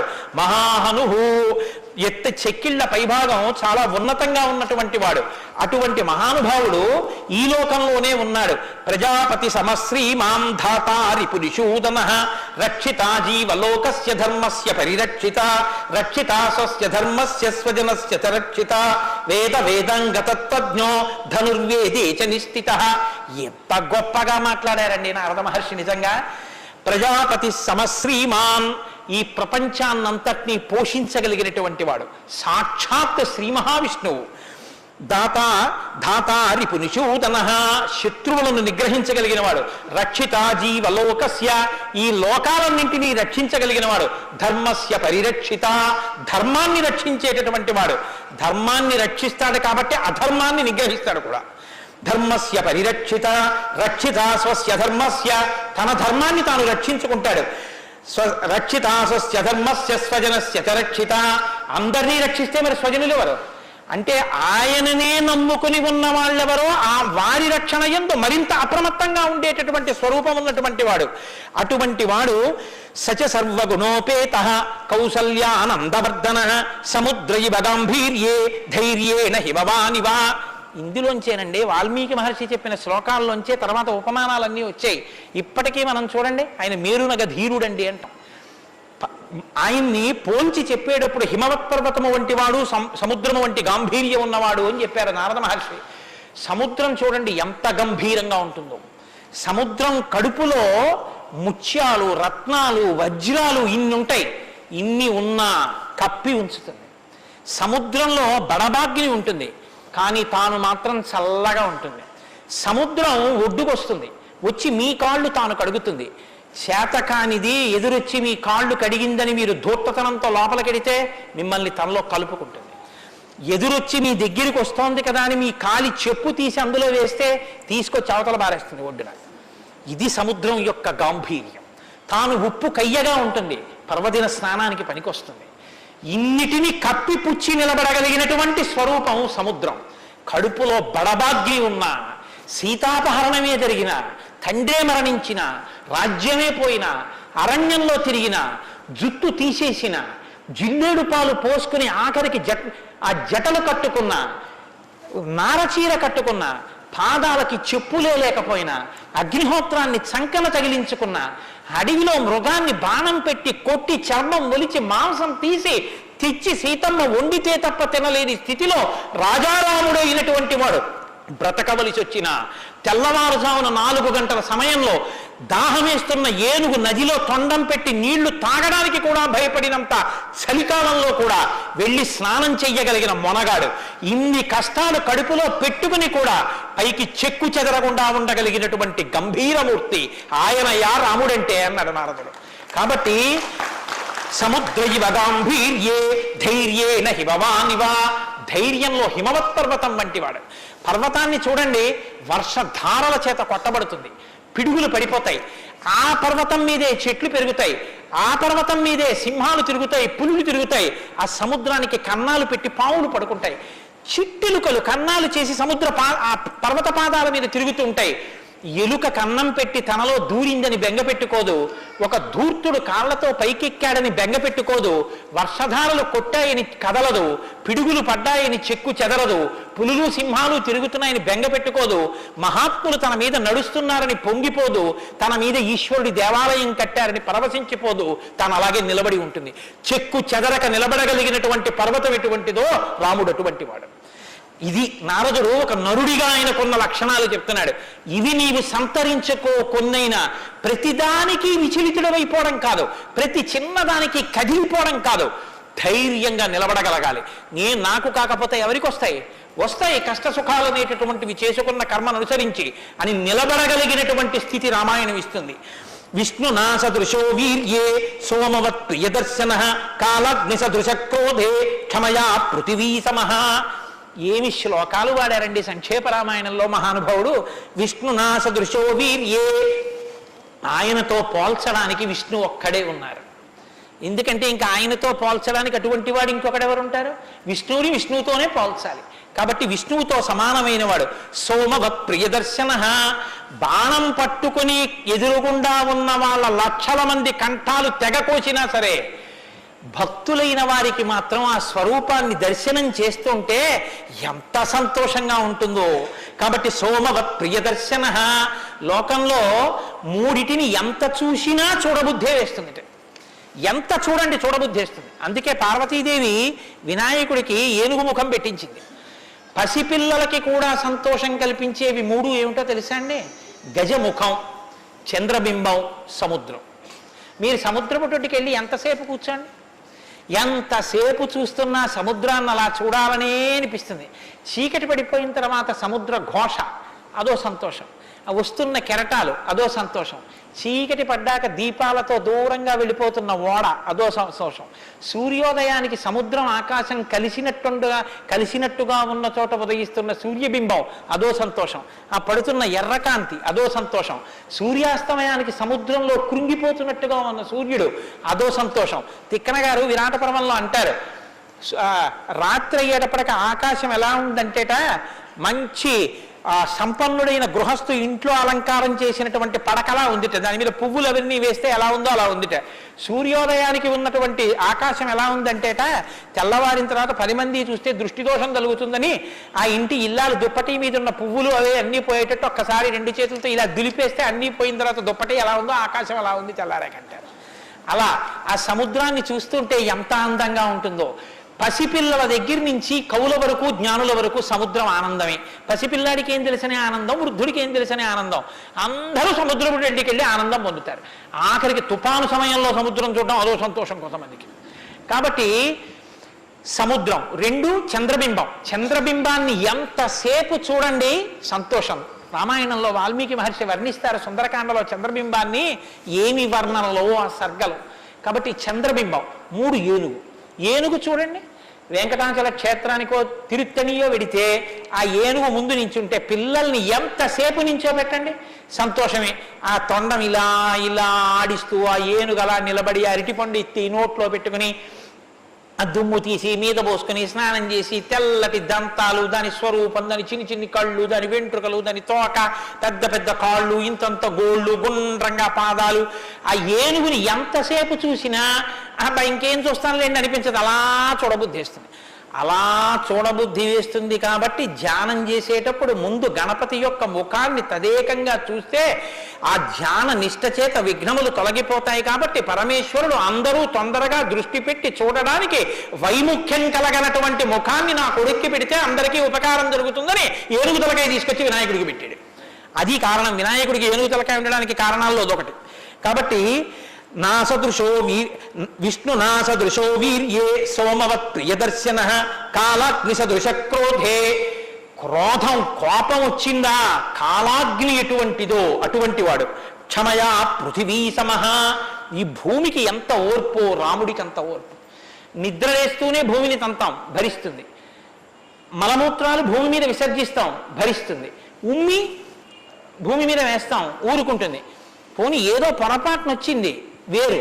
కావాలని ఒక రకమైన తాంబూలం వేసుకుని బొమ్మడమే ప్రయోజనంగా నెత్తురు కక్కుకునేవాడు కక్కుకున్నట్టు భూమి మీద ఎర్రటి మరకలు పడేటట్టు అదే పనిగా ఉమ్మి వేసేటటువంటి వాడిని కూడా భరించినటువంటి భూమాత యొక్క ఓర్పుని ఎంత స్తోత్రం చేయాలి నిజంగా. కాబట్టి అన్నం కావాలి, నాగలి పెట్టి అమ్మ గుండెల మీద చీరుతాం. ఇల్లు కట్టుకోవాలి, శంకుస్థాపన పేరుతో గుణపాలు పెట్టి అమ్మ గుండెల మీద గుచ్చుతాం. ఆఖరికి ఇంత సంపాదించి ఇంత కీర్తి తెచ్చి మా నాన్నగారు, మా బాబాయ్ గారు, మా మేనమామ, మా ఆయన ఇన్ని బంధుత్వాలు పెట్టుకున్న వాళ్ళు ఆ ఊపిరి ఆగిపోగానే తీసుకెళ్లి బయట చిరిగిపోయిన బొంతో చాపో వేసి పడుకోబెట్టి కొత్త చాప తెచ్చి 4 కర్రలకేసి తాడేసి కట్టి తీసుకెళ్ళిపోతుంటే ఆఖరణ పుచ్చుకునేది ఈ తల్లి ఒక్కతే. ఎవరు ఇంట్లో ఒక్క రాత్రి కూడా ఉంచుకోరు. యావత్ పవనో నివసతి దేహే తావత్ పృచ్చతి కుశలంగేహే గతవతి వాయో దేహాపాయే భార్యా బిభ్యతి తస్మిన్ కాయే అంటారు శంకర భగవత్పాదులు. అటువంటి ఈ తల్లిది ఎంత ఓర్పో. ఎన్ని అపచారములు చేసినా కూడా కడుపులో పెట్టుకునేటటువంటి అమ్మ స్వరూపమైనటువంటి భూమికి ఎంత ఓర్పు ఉందో అంత ఓర్పు కలిగిన వాడయ్యా రామచంద్రమూర్తి. కాబట్టి ధనదేన సమస్యాగే సత్యే ధర్మ ఇవాపరః. కుబేరుడు ఎంతటి ధనవంతుడో అంతటి మహానుభావుడు, అటువంటి త్యాగం ఉన్నవాడు. సత్యే ధర్మైవాపరః, సత్యము ధర్మము ఒకదాన్నొకటి ఎలా కాపాడుకుని రక్షించుకుంటాయో అలా రక్షించి కాపాడగలిగినటువంటి వాడు. తమేవం గుణ సంపన్నం రామం సత్యపరాక్రమం, ఇన్ని గుణములు కలిగినటువంటి రామచంద్రమూర్తి సాక్షాత్తుగా సత్యపరాక్రముడైనటువంటి వ్యక్తి. ఆయన పరాక్రమం సత్యమే పరాక్రమముగా కలిగినటువంటి వాడు. అటువంటి వాడు రామచంద్రమూర్తిని ఆ రాముని యొక్క కథని సంక్షేపంగా చెప్పారు. సంక్షేపంగా అంటే వివరంగా కాదు, బాగా గుర్తుపెట్టుకోండి. వివరంగా చెప్పలేదు, కేవలం ఏదో విహంగ వీక్షణం అంటారు చూసారా, ఒక్కసారి స్థాళీపులాక న్యాయంగా ఒకసారి అలా చెప్పేశారు. అది ఎంత తేలిగ్గా చెప్పేశారంటే సజగామ వనం వీర ప్రతిజ్ఞామనుపాలయన్ పితుర్వచన నిర్దేశాత్ కైకయ్యా ప్రియకారణాత్ అంటూ. కానీ సంక్షేప రామాయణ శ్లోకాలండి, అవి నిజంగా మంత్రాలే. దశరథ మహారాజు గారు లేక లేక లేక లేక సంతానం కలగలేదని బెంగ పెట్టుకుని అశ్వమేధయాగం చేసి తత్పాపాన్ని పోగొట్టుకుని పుత్రకామేష్టి చేస్తే యజ్ఞపురుషుడు ఆవిర్భవించి ప్రసాదాన్ని ఇస్తే ఆ పాయసాన్ని అనురూపలైనటువంటి తన భార్యలు స్వీకరిస్తే పెద్ద భార్య అయినటువంటి కౌసల్యాదేవి యొక్క గర్భాన్ని జనించినటువంటి సాక్షాత్ విష్ణుస్వరూపుడైన ధర్మాత్ముడైన రామచంద్రమూర్తి పినతల్లి అయిన కైకమ్మ 14 సంవత్సరములు అరణ్యవాసం చేసి రాజ్యాభిషేకాన్ని విడిచిపెట్టుకోవాలి రామచంద్రమూర్తిని 2 వరములు రాత్రికి రాత్రి దశరథ మహారాజు గారిని అడ్డుపెట్టి నిగ్రహిస్తే తండ్రిని సత్యవాక్యమునందు నిలబెట్టడం కోసమని రామచంద్రమూర్తి రాజ్యాన్ని పరిత్యజించి నారవస్త్రాలు కట్టుకుని చెప్పులు కూడా విడిచిపెట్టి మహానుభావుడు అరణ్యానికి బయలుదేరి వెళ్ళిపోతున్నారు.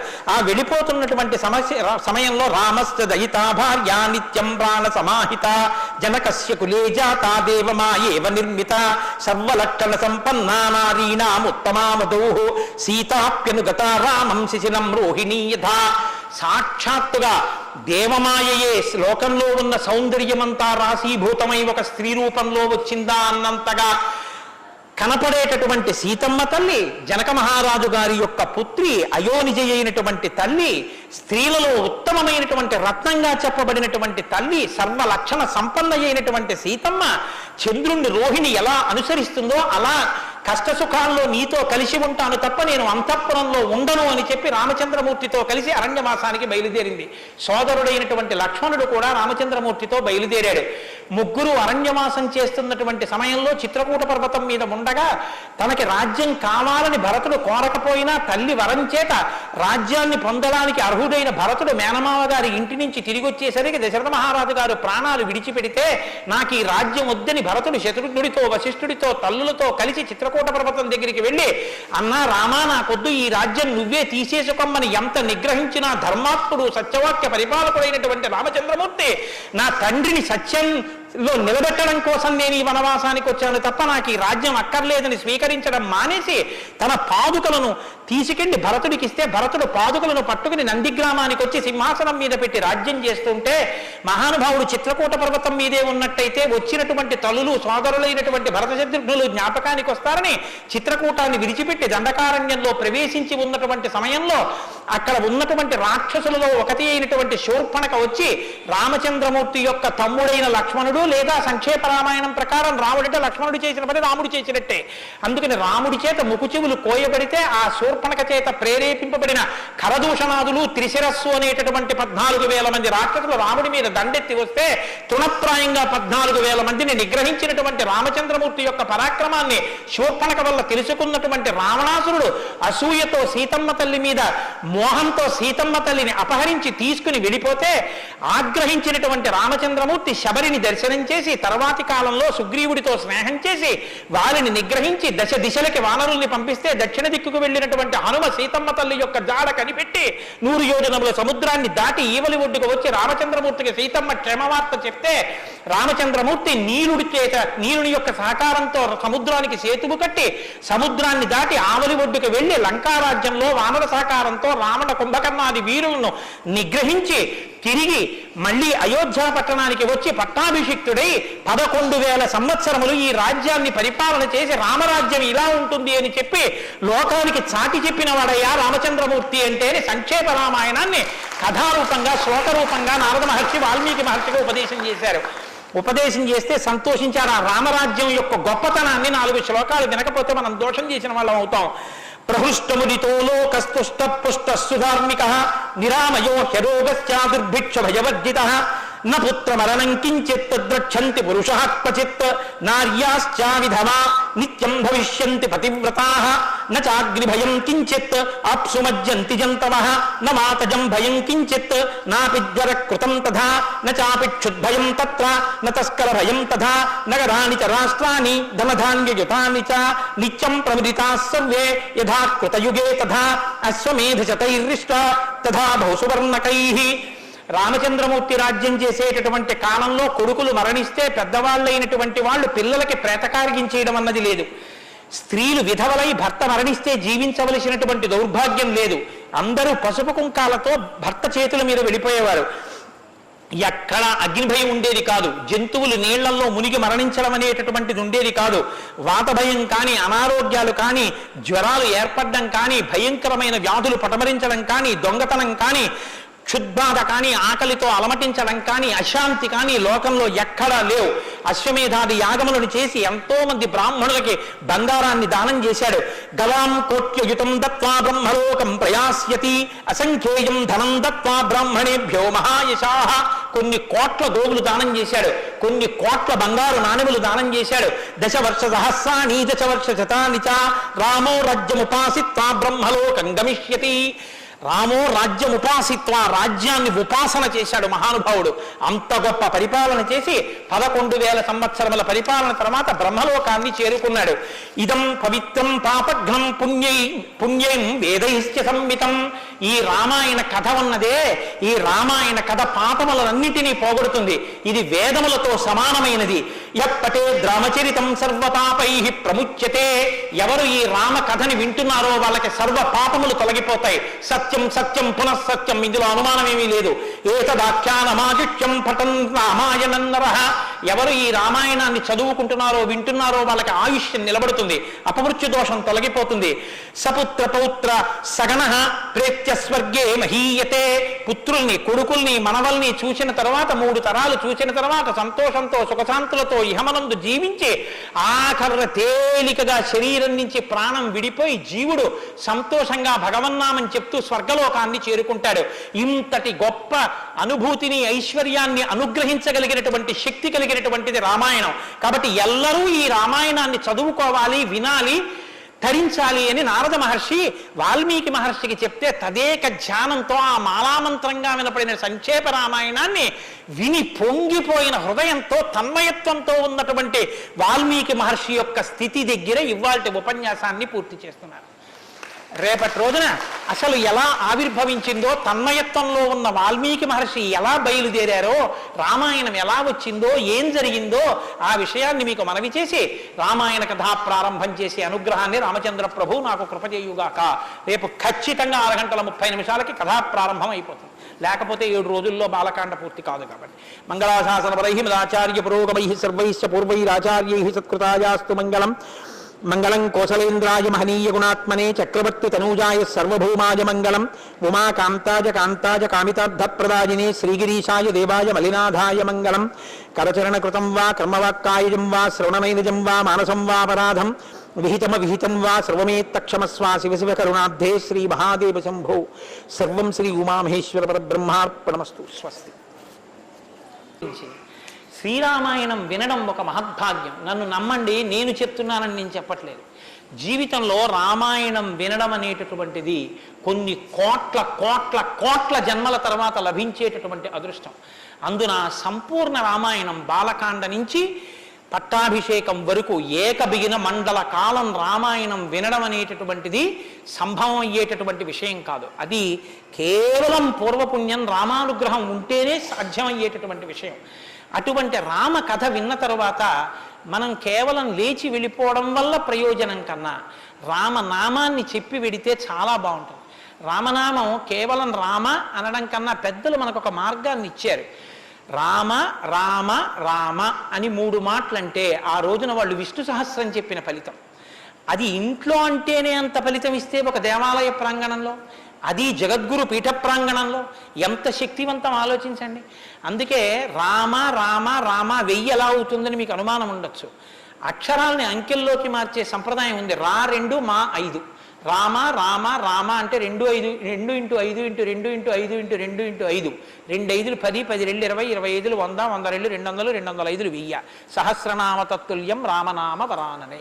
కాబట్టి శ్రీరామ రామ రామ అంటే విష్ణు సహస్రం చెప్పి వెళ్ళిపోయినట్టు. కాబట్టి నేను మకుటం అంటూ ఉంటాను. మకుటం మీరందరూ కానీ నేను దానికి వివరణం ఒకటి అంటూ ఉంటాను. మీరు మీ అందరూ కూడా చక్కగాను రామనామము రామనామము రమ్యమైనది రామనామము అని మీరంటారు. ఉండండి, మీ త్వర చాలా గొప్పది. అలా అంటే రామనామము రామనామము రమ్యమైనది రామనామము అలా అన్నప్పుడు 3 మాటలు రామ రామ రామ అంటారు. మీరు ఎన్ని మాటలు అన్నారో అన్ని మాటలు విష్ణు సహస్రం చెప్పింది. పైగా మీరు ఒకటి గుర్తు పెట్టుకోండి, నేను పూర్తి విశ్వాసంతో చెప్తున్నాను. వ్యక్తిగత అనుభవాలు వేదికల మీద చెప్పడం నాకు ఇష్టం ఉండదు. శ్రీరామాయణం జరగడానికి అందరికన్నా ముందే స్వామి హనుమ వస్తారు. అందుకే రామాయణం చెప్పేటప్పుడు హనుమ కోసం ఒక ఆసనం వేస్తారు. ప్రచ్ఛన్న రూపంలో వచ్చి కూర్చుంటారు. అదిగో ఆ ఆసనం అదే రామచంద్రమూర్తి పాదాల దగ్గర ఖాళీగా ఉంచిన ఆసనం ఎవరికంటే హనుమ కొరకు. దాని మీద వారు కూర్చుంటారు. అందుకే పుష్పాలంకారంతో శోభింపచేస్తారు. ఆయనకి ఆ పూలహారం వేశాను. రామనామం చెప్తుంటే ఆయన ఇలా చూస్తూ ఎవరా రామనామం చెప్తున్నారో పొంగిపోతారట. రాముడు హనుమ ప్రీతి పొందేస్తారు. ఎంత అసలు సీతమ్మ పరవశించిపోతుంది. నేను మీకు ఇప్పుడే చెప్పాను, వాక్కు ఉన్నది ఒక్క మనుష్య జన్మకి. అది మన భాగ్య విశేషం చెప్పగలగడం. రోజు అలాని మీతో నేనేం గంట సేపు చెప్పించను. ఒక్క 11 పర్యాయాలు అందులో నాకు ఏది అనిపించాలనిపిస్తే అవి అనిపిస్తూ ఉంటాను. నేను వివరణతో కూడిన మాట అంటాను, మీరు రామనామము రామనామము రమ్యమైనది రామనామము. నేను గొప్పకి చెప్పట్లేదు, మీతో మాట మనవి చేస్తా. నేను అయ్యప్ప స్వామి దేవాలయంలో సంపూర్ణ రామాయణ ప్రవచనం చేసిన రోజుల్లో ఇది అనిపించేవాళ్ళం. రామాయణం అయిపోయిన తర్వాత రామాయణం సీడీలు ప్రపంచవ్యాప్తంగా అన్ని దేశాలకి వెళ్ళాయి. అయితే అమెరికా నుంచి నాకు ఫోన్లు వచ్చాయి, గురుగారు ఒక్కసారి వినండి అని. వాళ్ళు ప్రతిరోజు రామాయణం వినేటప్పుడు ఖాళీ కుర్చీ వేసి టేప్ రికార్డర్ పెట్టి 6:25 అవుతుంటే కోటేశ్వరరావు ఉపన్యాసానికి వస్తున్నారని భావన చేసుకుని వాళ్ళు టేప్ రికార్డర్ ఆన్ చేసి ఉపన్యాసం వినేసి నేను చెప్తుంటే వాళ్ళు రామనామం చెప్తూ అమెరికాలో వాళ్ళందరూ కలిసి పట్టాభిషేకానికి ఊరేగింపుగా ఉపన్యాసంలో ఎలా చెప్పానో అలా వెళ్ళి పట్టాభిషేకం చేస్తూ వాళ్ళు ఫోన్లో నాకు వినిపించారు.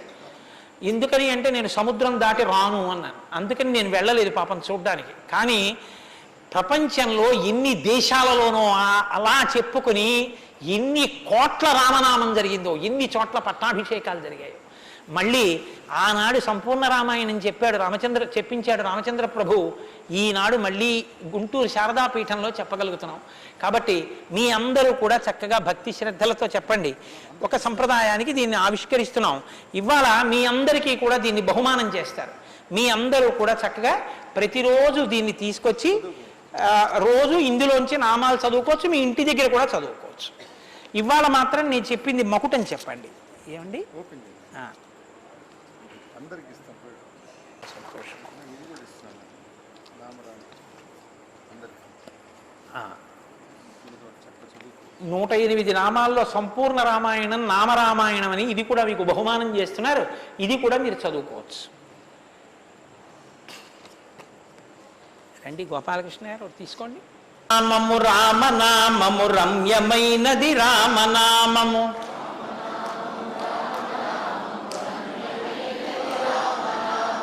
దారి నుండి గనడచు వారికి తోడు నీడే రామనామము. రామనామము రామనామము రమ్యమైనది రామనామము నారదాది మహామునీంద్రులు నమ్మినది శ్రీరామనామము.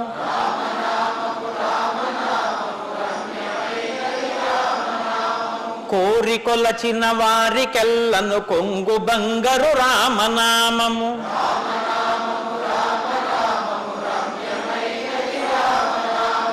అండపిండ బ్రహ్మాండములకు ఆధారమైనది రామనామము.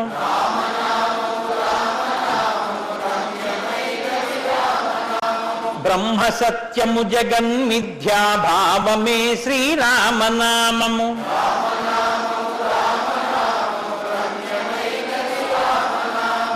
ఆంజనేయుని వంటి భక్తుల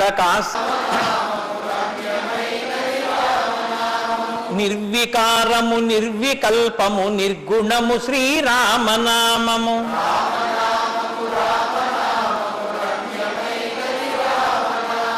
జీవితంబున నిత్య జపముగ చేయవలె శ్రీరామనామము.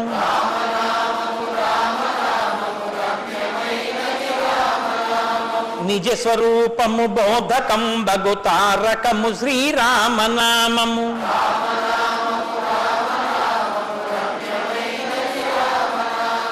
వేదవాక్య ప్రమాణములచే అలరుచున్నది శ్రీరామనామము.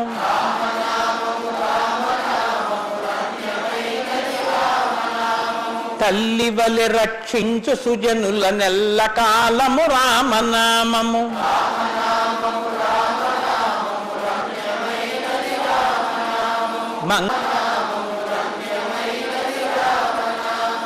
స్వస్తి. రేపు 6:30 తిరిగి ప్రవచనాన్ని ప్రారంభం చేద్దాం.